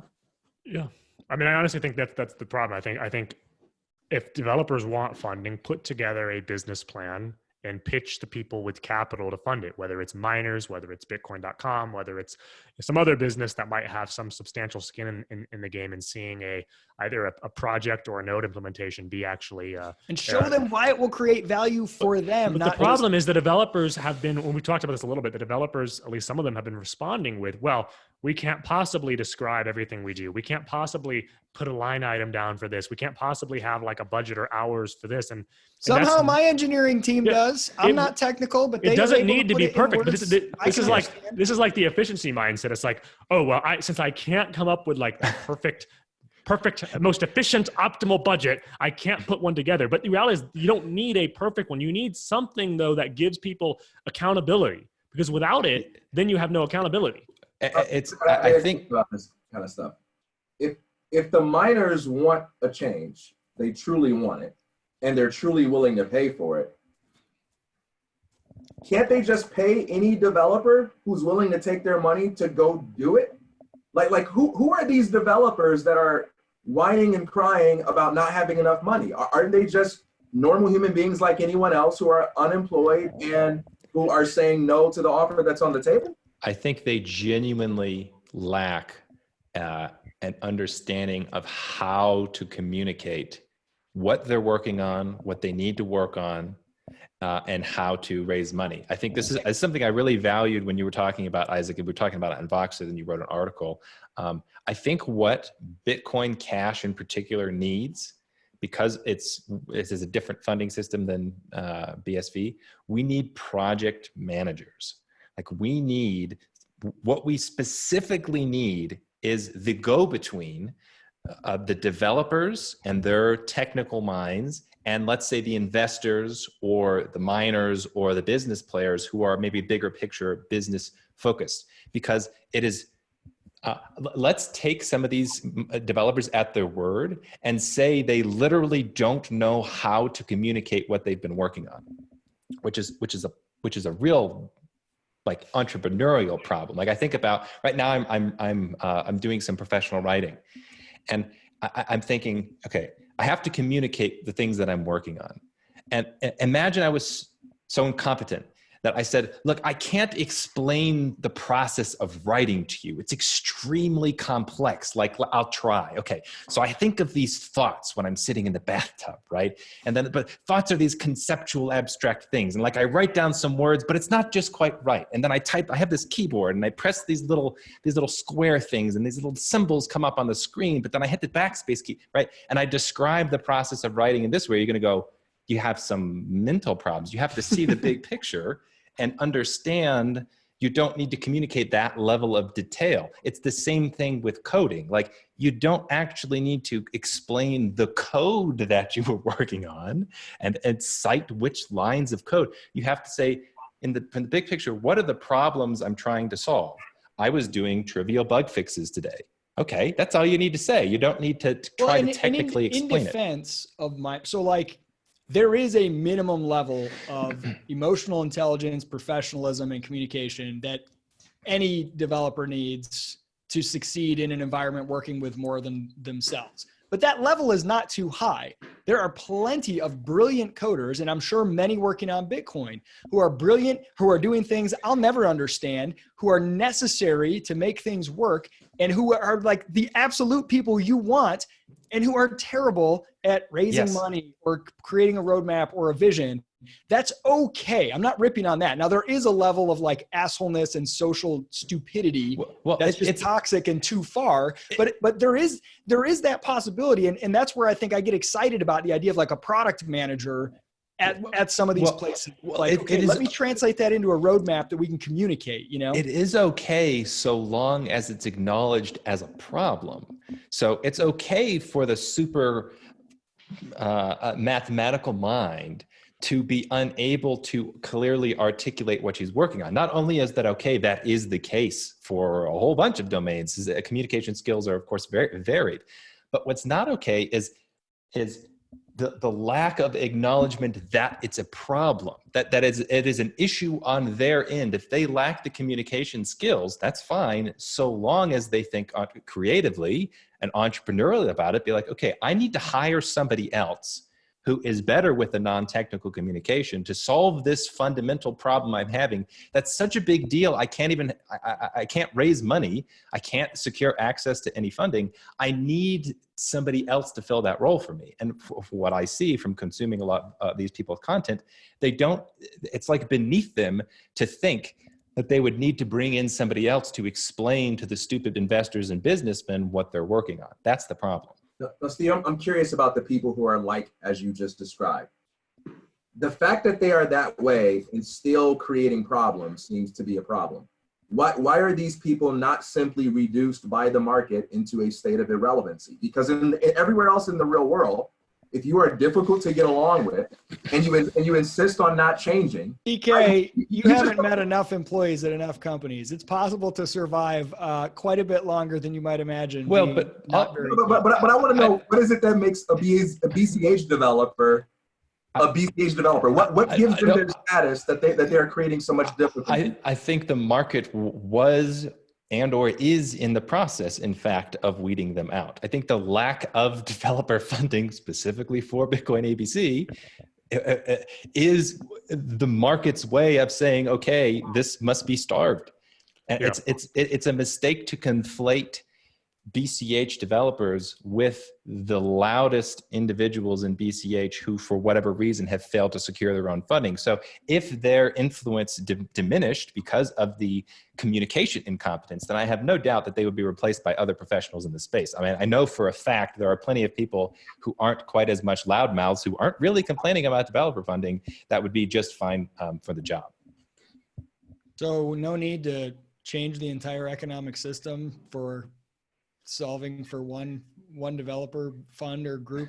I mean, certainly not until, well, it's debatable how much it changes the economic system. I mean, the idea, in theory at least, of like mortgaging the hash power is kind of interesting. I don't find it as controversial as everyone says. But at the same time, I think it's like, I'm surprised that that was given as like the first option. And I'm surprised that that would be considered in the absence of any plan by developers. Because my thought is, what if you only need $1 million?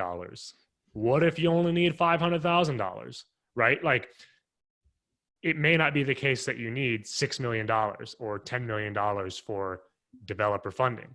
So all of these proposals are, in my opinion, just totally useless without clear plans for what needs to be done, when it needs to be done, and how much money is necessary. Until that, like, it's almost stupid to be talking about what miners are or aren't going to do, how much money should be allocated and who should allocate it. All of those questions are secondary to knowing what the money is going to be used for.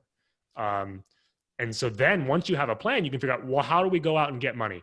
Because it may be the case that once you have a plan, then you're like, okay, well, actually, we don't need to do any of this. We can go raise money from a couple businesses in the space, or we can go find an investor, or we can do this. But that option's been like basically taken off the table by starting with the approach of, we're going to give all this money and just set it aside. I agree. And I think that there could be a lot of money to be made specifically for the project managers. Even if one of them's on the call, that would be great, because we could use a project manager in BCH. I think that if we were to, if investors are listening to this and businesses are listening to this, like, I imagine they're going to go, oh, actually, that is precisely the problem that needs to be solved. So if somebody has the competence to be the go-between between technical ability and kind of big picture, say something. Reach out to a friend. We got to get a hotline set up for you. All right. I usually target these things for like, hey, let's talk for an hour. And then they always go 2 hours. We've already gone 2 hours. We got to do our Twitch questions, and then we got to we got some Twitch questions. TK hasn't been involved enough, and we got to talk more about SV, I guess. No, TK really wanted to talk about Steve and Jimmy Wynn fighting on Twitter about patents. We didn't fight. I mean, it was like two things exchanged. You are so anti-hype. We got to hype this. Oh, drama, right. Drama. No, we hate each other. It was a throwdown. We're now involved in a lawsuit. TK, what do you want to talk about, man? Hey man, it's all good. Whatever. I'm just here for the. The patent issue. Tell me why. The battle has already been won. The debate's already over. So I'm just here for the fun at this point. The patent thing. So I know, Steve, you made a tweet about it, and you were saying that Craig, essentially accusing him of patent trolling. Yeah. And saying that if that stopped, BSV would have more allies. And I believe that you were retweeting someone else, and that was your additional commentary. Who was that? He was retweeting Roger's quote about why Roger doesn't want anything to do with SV right now. Yeah. Okay. So I think how you added right now, giving a little hope out there. No, I'm not suggesting. I'm not suggesting anything about that at all.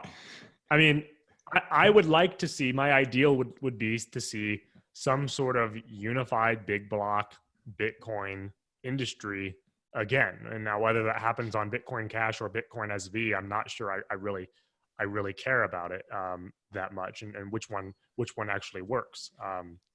But I just said right now in the sense that I guess I don't like putting words in people's mouth about what they may or may not do or what they may or may not think. I mean, obviously Roger supports Bitcoin Cash.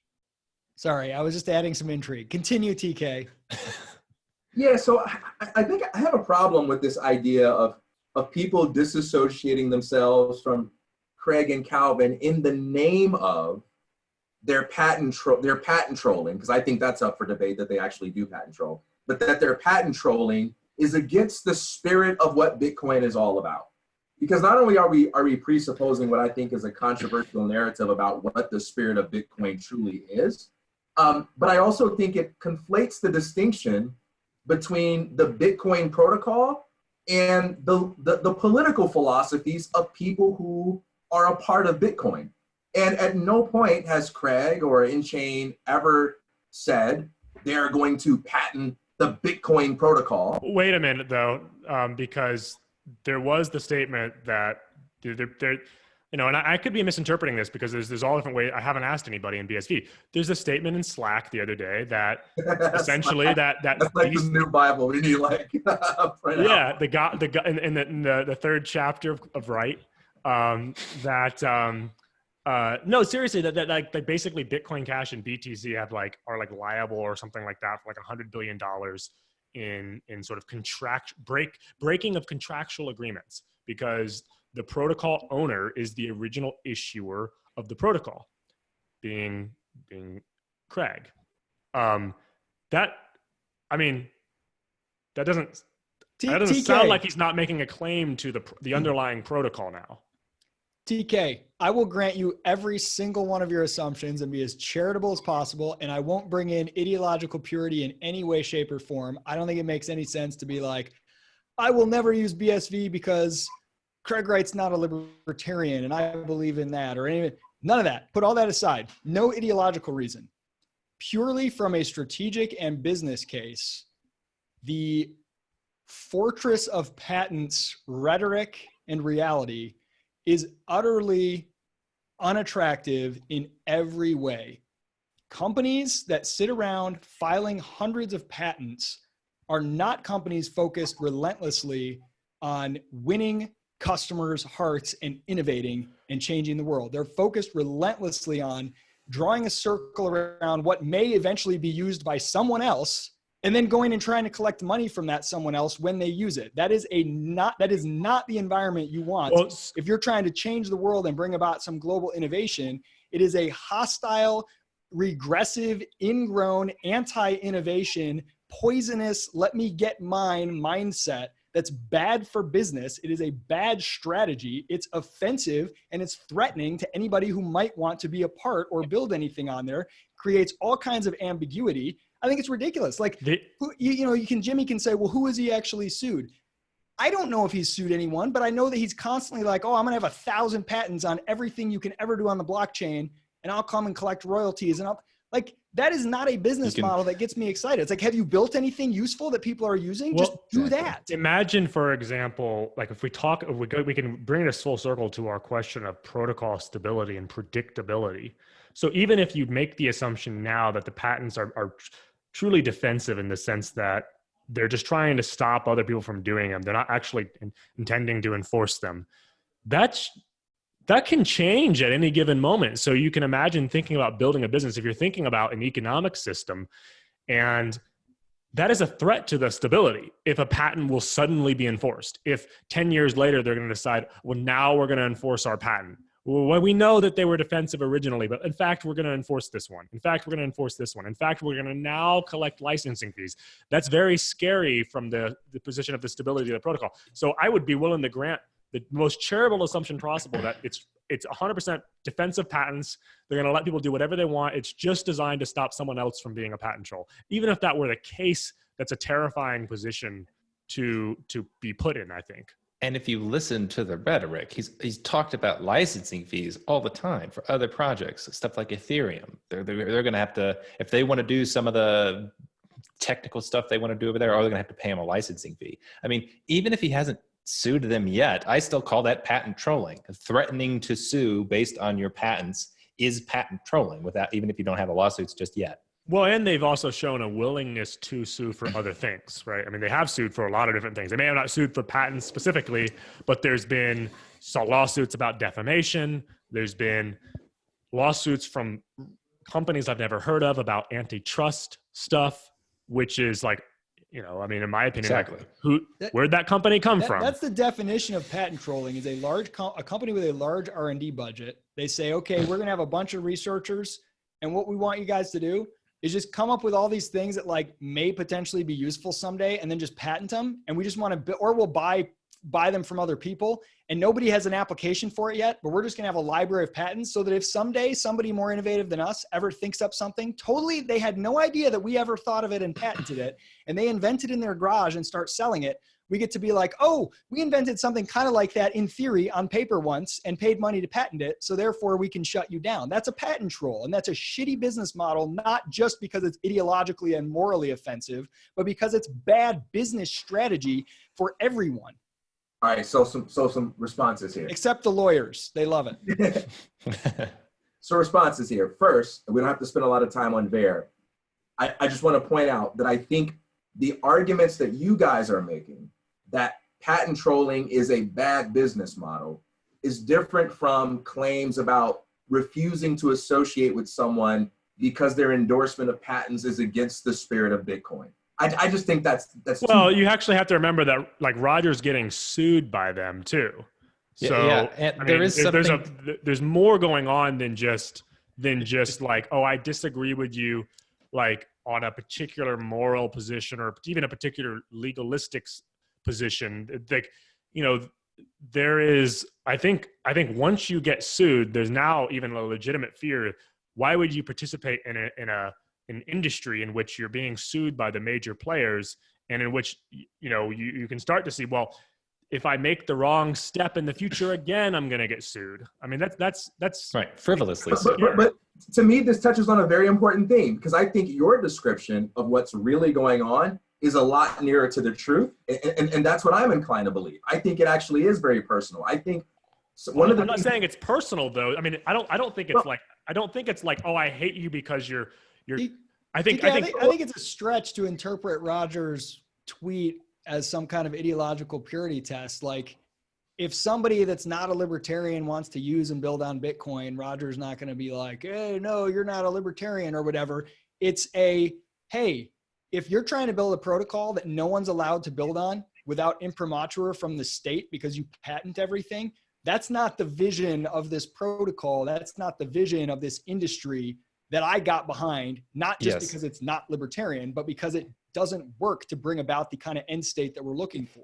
Yes, and there is something unique about Bitcoin and crypto in general and the open source nature of the underlying technology. It's not just like any other software. I mean, there is something unique about having that the fundamental mechanics of Bitcoin be open source. So in addition to what Isaac and Deryk are saying, there is something like a spirit of the Bitcoin industry in the sense that the underlying protocol is fundamentally open source, which, as Deryk pointed out recently, Craig seems to be even implying that, well, maybe he has some fundamental ownership of, which is preposterous to think about. It's preposterous. You pseudonymously put this thing out into the world as an open source project, as an and then leave it after 2 years, and then come back and say, I actually owned the whole thing the whole time and I'm suing all of you. It's like, that's silly. That's not the same thing. So I will say that I think it makes sense to, in my own personal opinion, you know, and it makes more sense to still hold your coins, you know, and look for opportunities within each of the different individual Bitcoin forks rather than writing one off right away because of a problem that you see in it. I think we've already seen that problems can appear and can go away and can come back. Things can change. Cultures can change. The patent stuff could all be hot air. It could all be nothing. It may not be enforceable. There's all sorts of things that are like, so my own thought is I never want to put myself in a position where I let, like, I think the words of other people or the threats of other people that necessarily prevent me from seeking profit. And so it's highly possible that all of the bad stuff in SV is, like Isaac said, hot air. It's also highly possible, or not, I mean, I don't know how highly possible. It's possible that Bitcoin Cash takes a big turn for the better and the developer problems go away. It starts to scale more quickly like we'd like to see. Some of the cultural problems change. I mean, we're speaking on such a short time frame still that I don't think it makes sense right now to just be like, oh, well, this one's stupid because of this, and this one's stupid because of this. This one's a scam. Anyway, that's all I gotta say. Okay, yeah, all right. So I got a few things I need to respond to here. So first, in the form of a question, if BCH became the winning chain and people are building on BCH, and Apple decided to build on BCH, and part of their business model involved them putting patents on some of their products, would you guys feel the need to disassociate with them because that's not part of the open source spirit? No, and I'm not saying I don't feel the need to disassociate from anyone right now, personally. No, if Apple said we're building our own branch of Bitcoin that we own personally, and we're going to sue everybody else that's trying to do other Bitcoin, we're going to sue BCH and BTC and BSV, and we're going to, patent every idea that's ever been thought of on the blockchain. And, we can't tell you what we're going to use it for, but we're going to make sure we collect royalties from it. I'd be like, well, that's bullshit. I hope that, BCH wins, because that seems like it's going to hamstring the growth of this thing. If a company comes on and starts doing patents. Like, patents are real. They're part of the world. I'm not pretending they're not, or I'm not. And people do defensive patents, even people that ideologically don't like them, because otherwise someone else will patent it and steal them. That's all real. And that's all part of the game. And I get that. I'm not even like some purity person on this stuff in any way. I just don't think it makes a good case. I hope the best case scenario for SV, which I hope is true, because I think their technology is my favorite. It's the best in terms of the Bitcoin forks and its size and its cheapness. I hope that it's all just a bunch of bluster and hot air, and that it doesn't really matter. It doesn't really mean anything. It's not really enforceable, and that it really will play no part in the further development of blockchains. That's what I hope is the case. I agree. And I do have a suspicion that enforceability is going to be a big problem for some of these patents. From the rumors and from people talking about them. And if you read some of the stuff that Craig says or try to follow along, I suspect that some significant percentage of those patents are completely hot air and are not going to be enforceable in any way, which is a good sign. So you can also you can disagree with someone strongly. You can even hope that they're going to lose in Bitcoin, but think that they might win still. So like with SV or something like that, I could see the patent strategy being a plausible winning strategy in terms of actually being able to win the fork wars. I can even see the government regulatory compliance strategy being strategically more intelligent than the sort of anarchist approach to building Bitcoin. That might actually work. You could also at the same time think, well, I wish the other one were going to work better or something like that, and hope to maybe push one in the other direction a little bit. So I guess I would reject the idea that just because you disagree with a company or an organization doing something means that you disassociate with them entirely or something like that. But why would we treat Craig filing a bunch of patents to be any different from any private entity filing a bunch of patents? It's not just a, hey, we're filing some patents on, whatever, some app that we made up. It's like, hey, I'm filing on the economic system in the hundreds on the baseline underlying system that was totally provably unequivocally open source, and making claims like I invented the Lightning Network and I have a patent for it, and I don't even think it works, but I'm still gonna sue them for it or whatever. It's the whole idea of our thing is patent first. Our whole business case is we own a legal monopoly, therefore we're gonna enforce that. That is not a winning strategy. If it was hey, we're a company and we also have if whatever, Bitcoin Unlimited had a patent on some hardware wallet that they built, I'd be like, well, whatever. I'm not, I don't like patents, but that doesn't really feel like any threat or reason to disassociate. This is a different kind. It's it's re-engineering the entire history and case for Bitcoin as nope, Bitcoin is a giant grant of legal monopoly that will be enforced with a hammer. That's what it is at its core. That's what it's always been, and that's what we want it to be. That is a different Bitcoin. And I want to answer your question though more directly, TK, because the question was, how is this different from any other company? Well, not how is it different, but why would we treat Craig filing patents? Okay. Well, I would treat it differently because I would see the crypto industry as being very young, and part of the reason I'm so optimistic on it is because there's so much innovation that can take place here. We have programmable digital money for the first time. Wow, this is amazing. And so the idea of right now having a bunch of these patents potentially at a a fundamental level of what people have permission to innovate on seems like a much bigger deal to me than if Apple has some esoteric patent in some established industry that's probably not going to see much innovation. So I kind of see too, because crypto is this young thing, patents are going to do more damage here than they would in other companies or other industries. Maybe not though. Like I don't treat it any differently because it's Craig or because it's Enchain. If anything, I have a soft spot for those guys that I don't for other people that file patents. Like Bank of America, Wells Fargo, other places have blockchain patents that they filed. I look at those the same way. I'm like, that's utterly nothing about that makes me excited that, oh my God, the future of crypto is in Bank of America because they just have, or Goldman Sachs, they have 15 new patents on block. I'm like, that's stupid. If you think that's what's going to make you win in crypto, that's a bad strategy. And if they got aggressive and started going out and Bank of America came out and said, we're going to start suing Bitcoin.com and we're going to sue Blockstream and we're suing everybody because we patented all this stuff they're doing, I would be equally like say that that's dumb and I don't like that. And I hope that's not the future of the industry. It has nothing to do with who Craig is or who Enchain is.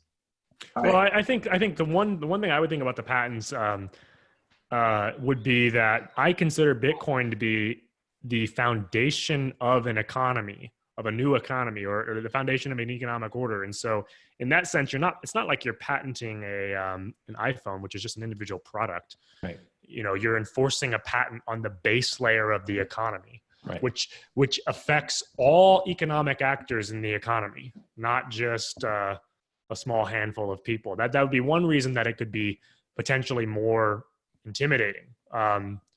At the same time, I don't personally consider it a reason to disassociate necessarily. I think there's a lot of interesting things happening. If someone came out and said, I have a patent on the internet and I'm going to enforce it, and anyone who builds anything on the internet, it's really mine, right? That's how it's just like, right. And that's unique. You're a little late and you're wrong and it's stupid. Right. And that's somebody trying to do that at the internet at TCP/IP level. That is a different kind of attempt to patent than something like an iPhone.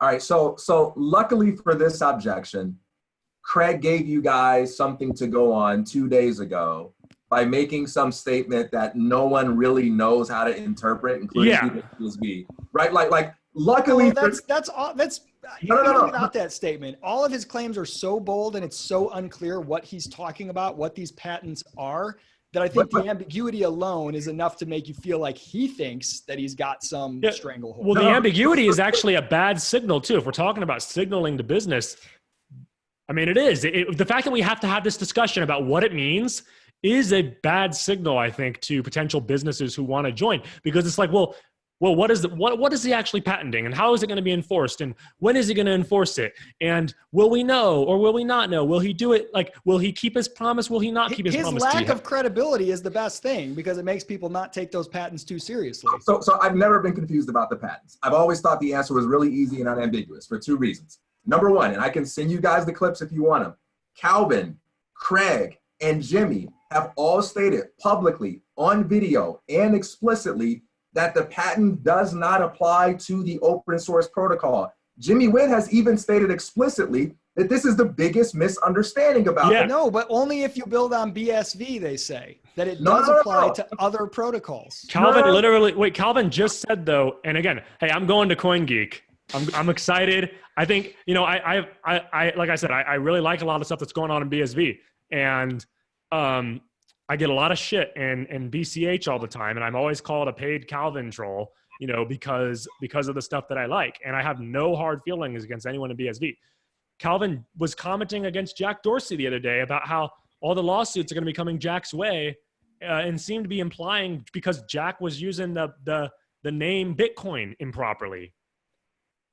Okay, so that's a separate issue though. Like, I don't know how fights and debates over the use of ticker symbols will work, but even if there is some sort of lawsuit, which I don't particularly place a lot of faith in this, but let's just assume that there is some kind of legal battle where Core gets stripped of the BTC ticker or whatever. That's still not the same as having a patent on the protocol that was released as open source. It's a trademark on the or on anything that anyone may eventually develop on the protocol, and saying, oh, well, we had it sitting in a dusty patent folder, so you got to pay us money. So I agree that in general, they do say that it's not on the base protocol. I agree.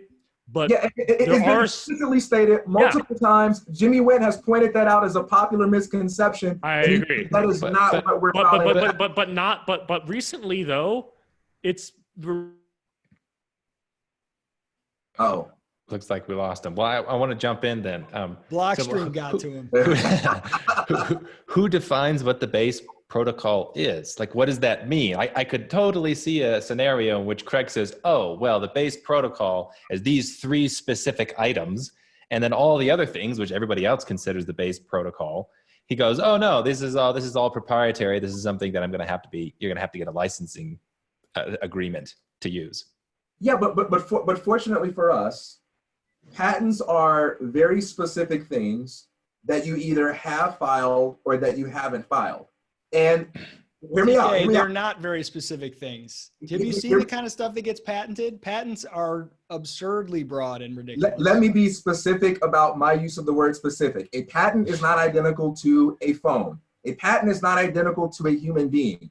When someone says, I filed a patent, we can verify if that patent exists. It's specific in that way. A patent is different from a feeling that I have. I can claim to have a feeling, and there's no way we can verify that I really do have that feeling. It's always up for debate.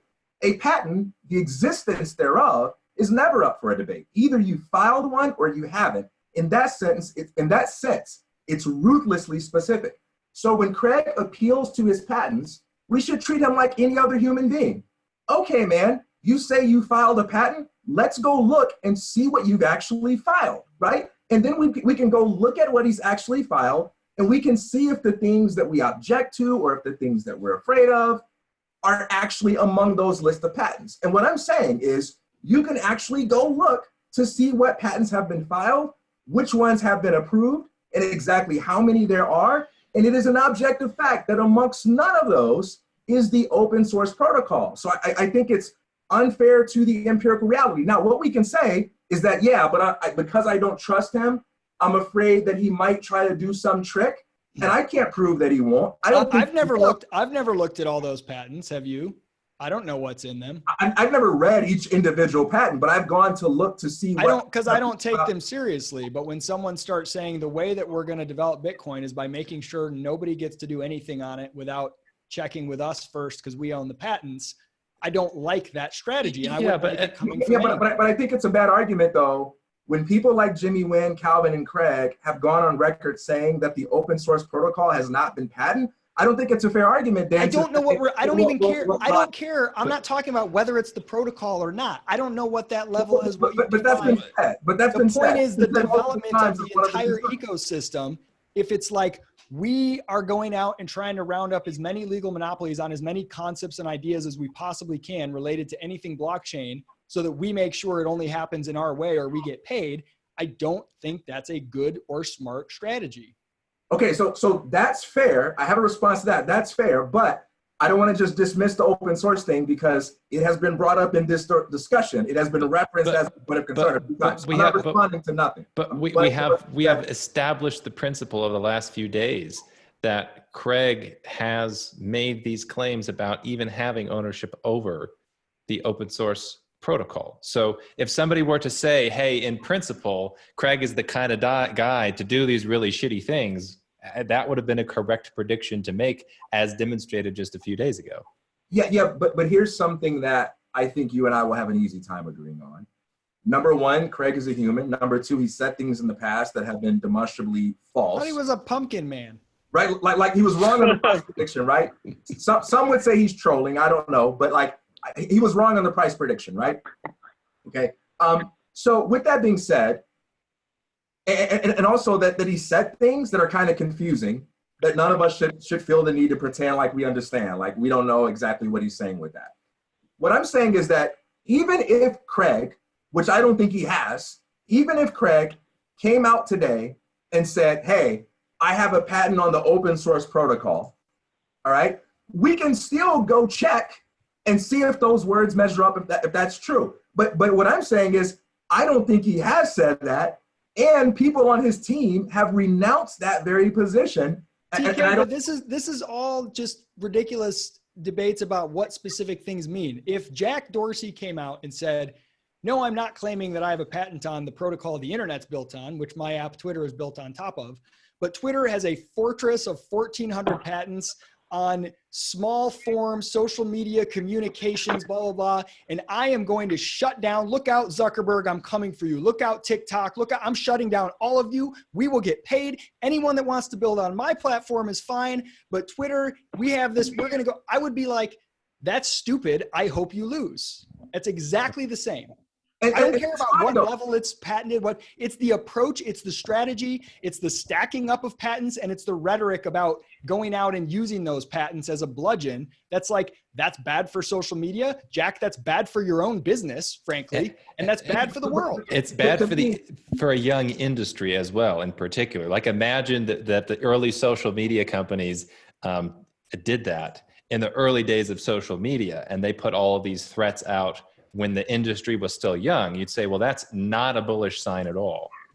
Yeah, I mean, I'm completely comfortable with looking at any business strategy and saying, I think this dude's business strategy is whack and that it's going to fail, or that it has red flags or problems. I think that's totally cool as a business strategy. We may disagree with that, but that's fine to me.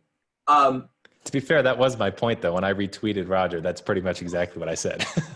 Yeah, none of us are saying what you're arguing against us saying. It's not a specific claim about what is and isn't being patented. It's like, that's not an approach that's attractive to me, and I hope it loses. I hope Bitcoin isn't determined by courts and patent enforcement. So let me go to a second, I think, misrepresentation of the patent situation. Patent trolling is specifically when you file a bunch of patents with no plans or intentions to actually execute on what those patents are filed for, but it's purely a strategy of sitting back, waiting for someone else to create something and being like, ha ha ha, suckers, I patented first, so now pay me and I get to make money off your creativity because I was able to put it on paper first, right? That's what patent trolling is. And I think it's an assumption to say, well, Craig is doing all those things while it's purely defensive, and there is not a simultaneous offensive strategy to actually develop. I'm sure they're trying to develop stuff, but you can't have 1,400 patents or 2,000 or whatever they're saying. I think 6,000. Like, yeah, we're developing all those things in the next 2 years before anyone else will be able to. I challenge. So here's what we know so far, though. Here's what we know so far. In my last call, I misrepresented BSV as having one new development a week. I was rightly corrected on that. It's actually closer to one a day.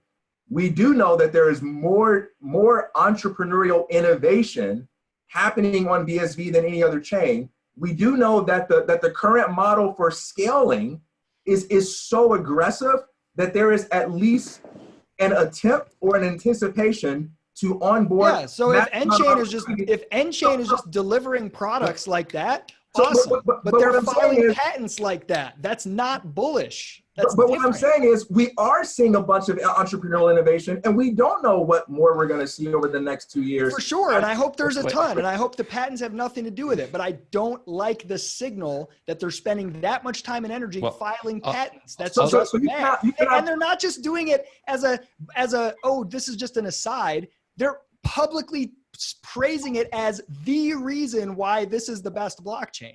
I think that's completely wrong. That part. I do not think they are presenting that as this is the reason why it's the best. I do have a theory on why Craig does that, by the way. I do have a theory, and I think it's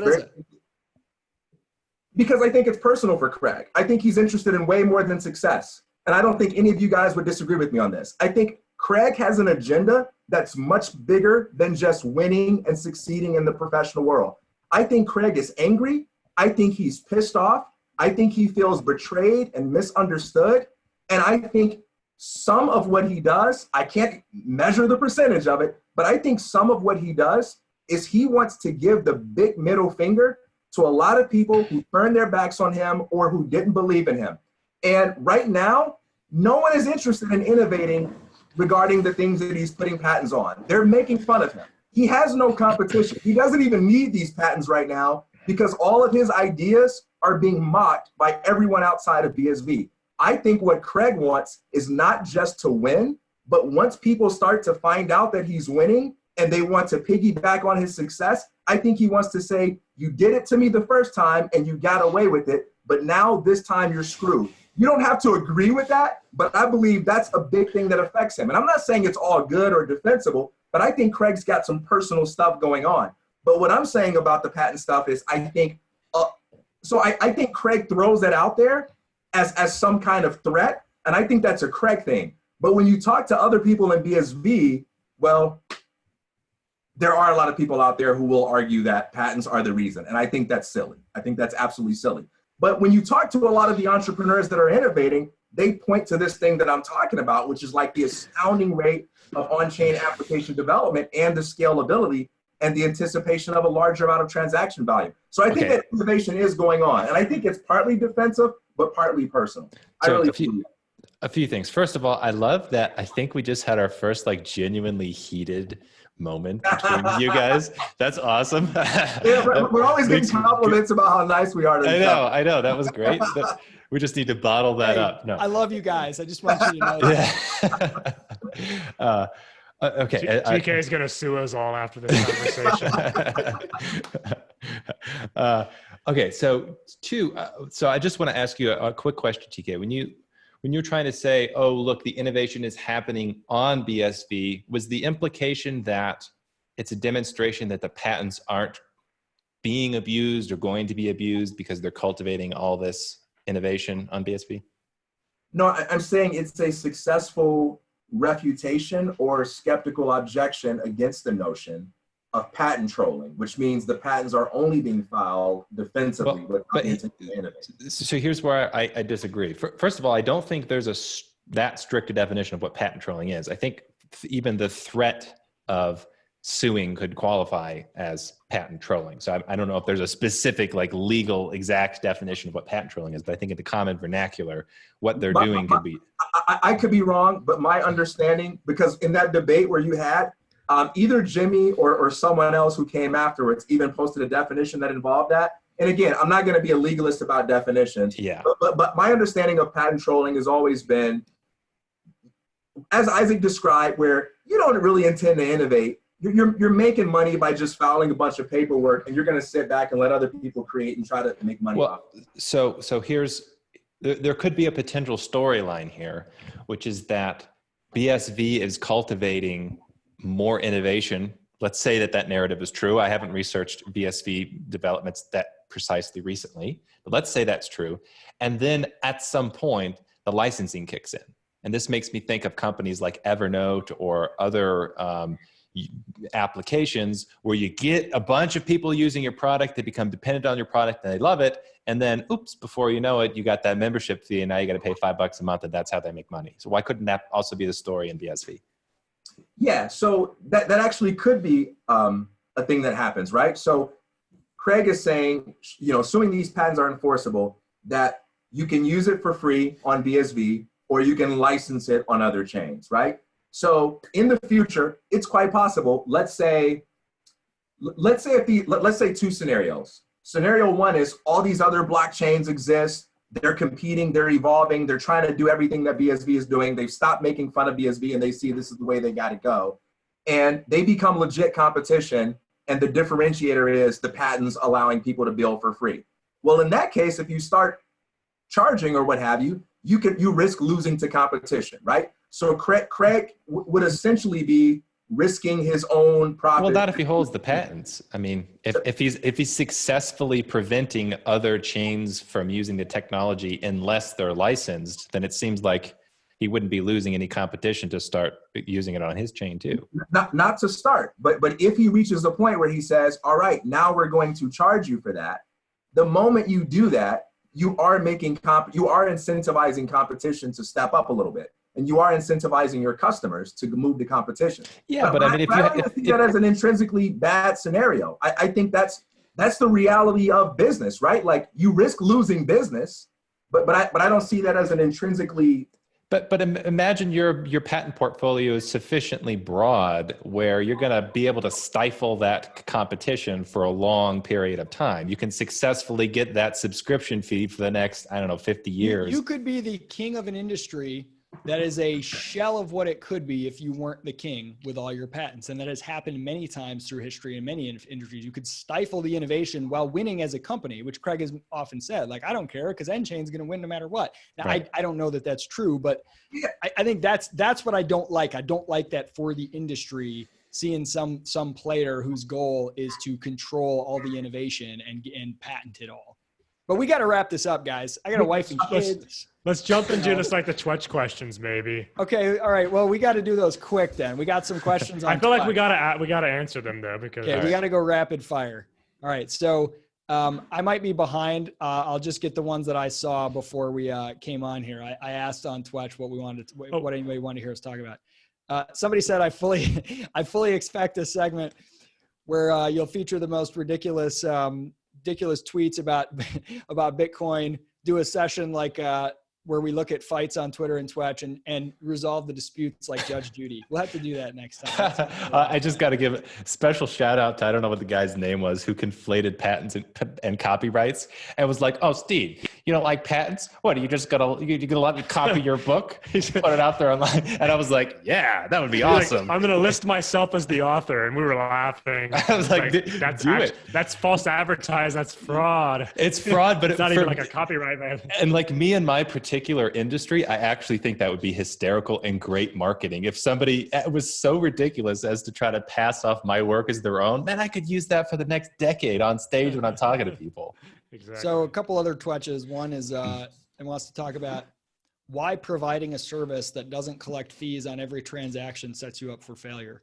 That's not obvious to me that it does set you up for failure. There's plenty of business models that do not collect a fee on every transaction. There's plenty of freemium products that give it away for free to the bulk of users. And if you want to use an upgraded version, you can pay. And I'm not even convinced that it's been proven that, I mean, I love the theory of the transactional model for most everything, but it's very new. It's never been possible before. So now it's possible. But the idea that like that question has now been decided, that's the only, that's the business model of the future.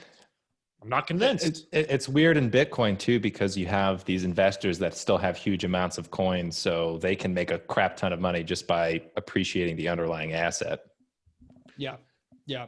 I mean, I am on the economic model that SV is pursuing of transaction fees, biggest blocks possible, all of that stuff. I'm hugely bullish, and that makes more sense to me than any of the alternative visions, certainly Bitcoin Core's idea economically. But I don't think that it is obvious that any business model that doesn't make money on every single transaction is a bad business model. Yeah, but it's pretty cool to see that people are trying it. So hopefully something will come of it. Mm-hmm. So we have these two from the same person. Governments are increasingly hostile to this shit. Okay, this is the second one. Let me read them in order. Bcash is going, Bitcoin Cash supporters sure love it when they're called Bcash. Huh? Isn't that a trigger term for Bcash? Yeah, trigger is a trigger word. Bcash is going full on Bcash and Bsu. Coin mixer and illegal security SLP route. Illegal.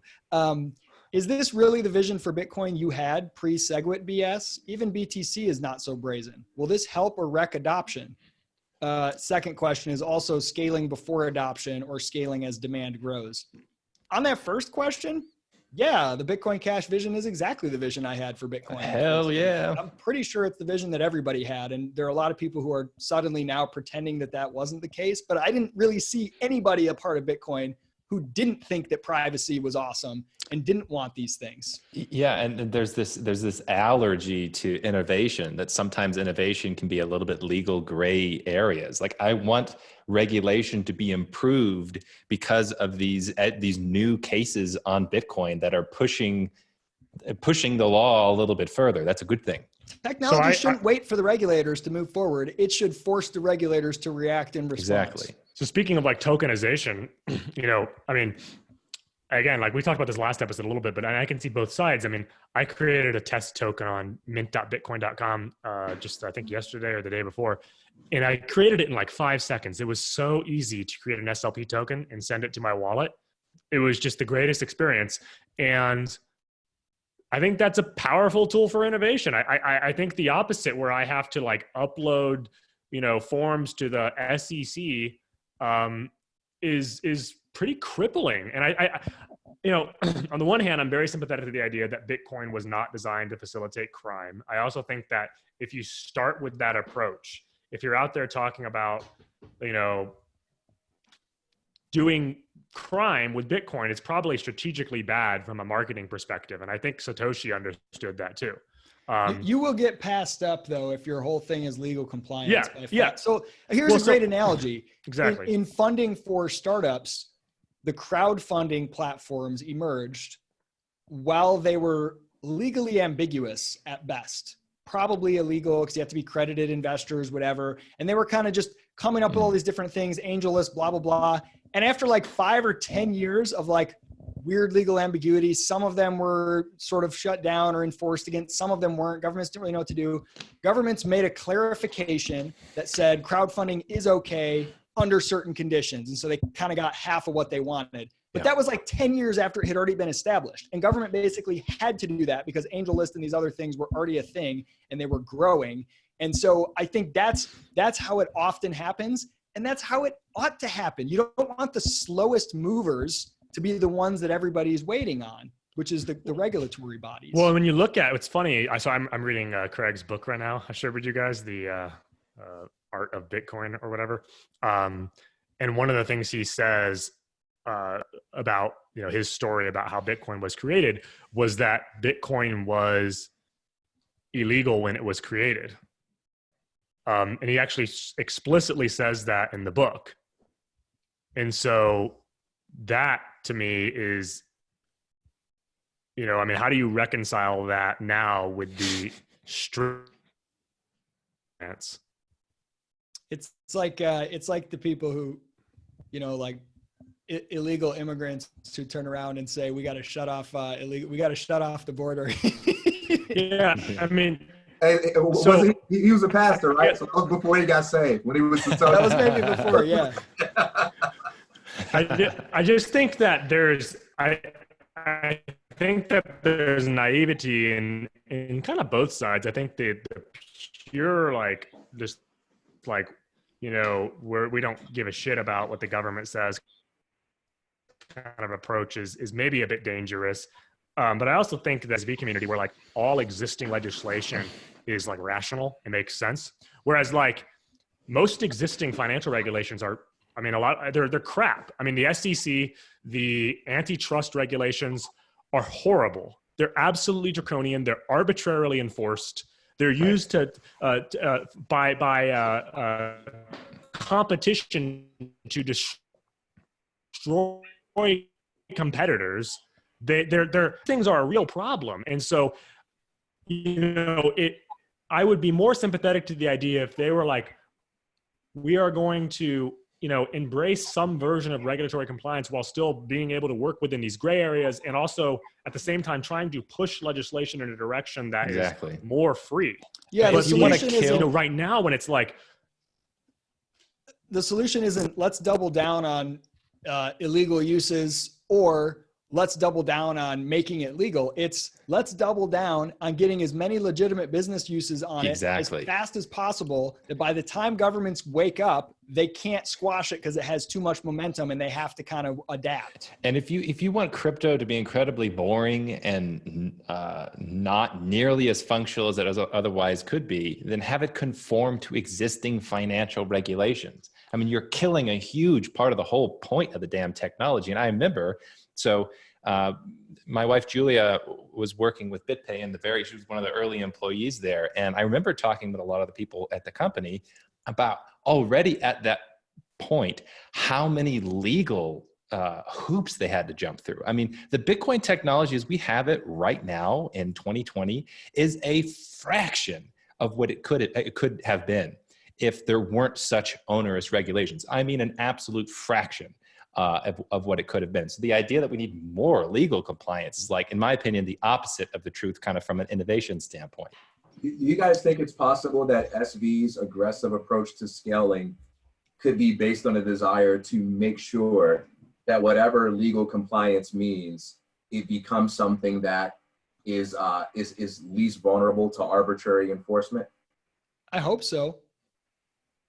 Yeah, I mean, it could be. I do agree that I do agree that if you want to stop arbitrary encroachment onto the protocol, scaling is one of the best ways to do it. I mean, you have the more honest economic actors you have in Bitcoin, I think the more secure it is, even if they're not necessarily miners, because I think you have economic and social sort of security backing up and political security. You know, if you scale very large globally, I think people will be less likely to tolerate things than they would if it's like a niche community.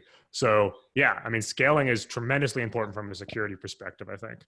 All right, let's take this last question. Do you scale ahead of time, or scaling before adoption, or scaling as demand grows? I'll just throw quickly. I think the ideal scenario in my mind, if you can pull it off, is you signal massive scale before you have the demand, but you actually, like, all you need to do is that you ensure that the scale is always big enough for the demand you have, as long as you are signaling that you will never allow it to get crunched. Now, maybe the only way to signal that is to actually have the unlimited scale right away, which I tend to think is the case. And I tend to be very strongly in favor of the BSV. I don't think anything bad ever would have happened, to quote Gavin Andreessen, if the block limit had just been removed like way long ago. Like, it didn't take long for Bitcoin to grow out of the little threat that was posed by, you know, having a large blocks. And I think unlimited scale is freaking awesome. And I think that's probably the only way to signal it. But well, that's the most appealing thing about, I think, BSV right now. And I think a lot of BCH people, they sometimes seem to get distracted by some of the other things that they see as concerning. And that stuff can be concerning, but the reality is, like, I think if you don't scale, like, you can't win anyway. So scaling is sort of like a precondition for everything. So I would rather see Bitcoin Cash, you know, if we're going to have a serious debate, Bitcoin Cash should scale as well. And then we can have a serious competition between two different models of adoption, the sort of more compliance, patents, stuff like that, versus the opposite. And that would be interesting. But, you know, so long as you have a culture that is trying to define what transactions are okay and what are not okay, like, I guess I don't really see that much competition. I think it's going to change, though. So, Steve, the question was, do you scale in anticipation of demand, or do you scale only after you have the demand? I mean, obviously the former. I mean, you have to scale in anticipation of demand. That's a no-brainer. And am I misunderstanding something when I say that it's not significantly more costly to scale in anticipation of the demand? What I haven't heard any fear about scaling in anticipation other than the belief it's going to cause technical issues. So the idea is that while Bitcoin is small, there is a benefit to having low node costs. So if there's some entrepreneurs that have a business model they want to try out, they're going to have much lower startup costs if the cost of running an implementation, a node implementation, are low. That's the idea. While it's young, you got to incubate kind of the cheap use cases for entrepreneurs. but like we've talked about, the issue with that is the seen and unseen kind of idea. What you see is the nodes you're protecting by keeping the size small. What you don't see is the potential larger nodes that could join the network. Yeah. And it also doesn't necessarily do the small nodes a service to protect them if they're going to end up going bankrupt anyway when their costs increase. Gentlemen, please, no, I know you want to end it. I got one question. I got to get every one of your thoughts on this. I'm sorry, I have to get it. I've been seeing Gavin tweet a lot about Ethereum, playing around with things on Ethereum, saying he thinks the coolest projects in the future are going to come from Ethereum. Given the fact that he was a huge big blocker, that he's got every reason to spite BTC, and he even said at one point at least that he thought Craig was Satoshi, why is he not on BCH or BSV actively involved in the discussions championing big blocks? Has he given up hope on Bitcoin? What's your theory on that? Well, I think some of the early guys, like I could take the Mike Hearn approach, which is Mike Hearn sort of answered this, that the problems within the communities of Bitcoin are inevitable, I think. And that's basically what he said in his AMA. So when he was talking in his AMA in Bitcoin Cash about, right before, it was about 6 months before the fork maybe, He said, I see the exact same problems about to emerge in Bitcoin Cash that emerged in Bitcoin Core. And a lot of people didn't take him seriously. And I remember kind of pointing it out like, yeah, oh crap, he's right. And then all of a sudden we had this fork and we had the ongoing problems with Bitcoin Cash in 2019. And I remember in September when I posted about, hey guys, there's some problems here. And I was telling everybody, look what Mike Hearn said. And I was like, oh no, don't listen to him. He hasn't been around. I was like, no, like he's right. Like, and so that's, I think you could maybe say that that's Gavin's problem too, is that he sees, he maybe thinks maybe incorrectly or correctly that the same problems that happen will continue to happen over and over and over again. So, yeah. And he had, I mean, one of the biggest issues he ran into was cultural problems, especially in Bitcoin Core.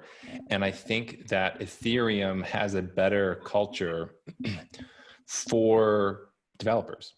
I'm not sure that it's a better culture for entrepreneurs and for builders, but for people who are more technically minded, I think it's just straight up a better culture. So he probably gets more excited about that than he does any of the Bitcoin forks.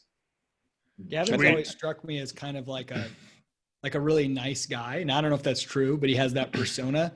And that's a very hard persona to survive in any of the current Bitcoin communities. Yeah. And we don't know his private thoughts too. I mean, we still don't know what he thinks about Craig Wright. He's like, well, I might've been mistaken. Okay. That's not very clear.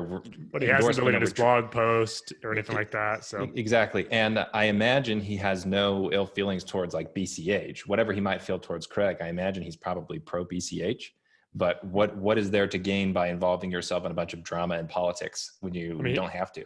He did at one point when BCH was sort of first getting started, that BCH is the version of Bitcoin. Yeah. He started working on. That was, obviously way pre-split with SV, but he may just be burned out. I mean, this crypto world is very hostile. I mean, it's very hard to be public in crypto. Every day I have some Bitcoin Cash asshole tell me that I'm like a paid Craig Wright. Several people try to hurt me in some pretty serious ways. And then on the converse side, if I ever say anything about Bitcoin Cash, I have SV people coming at me saying, you're an idiot, or you don't know what don't you realize you're describing SV? And it's like, God, like it gets exhausting because I haven't changed what I'm saying at all. I've been writing about the same. If this wasn't just a hobby for me, I would probably have been burned out by now. Yeah. Can't blame him. Well, Deryk's problem is he's an opportunist. He's trying hard. He's trying to be successful. I just want to make money. Trying to have global money for the world. Hey guys, this is awesome. And I'll reiterate what I opened with. I mean, I am it's easy to get pessimistic, especially when you think about the Mike Hearn stuff and like where this has all gone. But I'm incredibly excited. I think Genesis is awesome, what I know about it. I think the humongous blocks on SV are awesome. I love all the energy I see. There's a lot of cool developments I see on SV. I've been writing on read.cash on the BCH side. I actually think the debate and the discussion about developer funding overall is a good thing for BCH, and there's some cool stuff happening there. I like that we have this field experiment of 2 different visions, 3 if you're going to count BTC, and we get to kind of be a part of it as it unfolds. So no hostility towards anyone here. TK, not even you, buddy. This has been awesome, guys. Can't believe we spent 3 hours. Until next time. Yeah. Thanks. See you guys. Peace.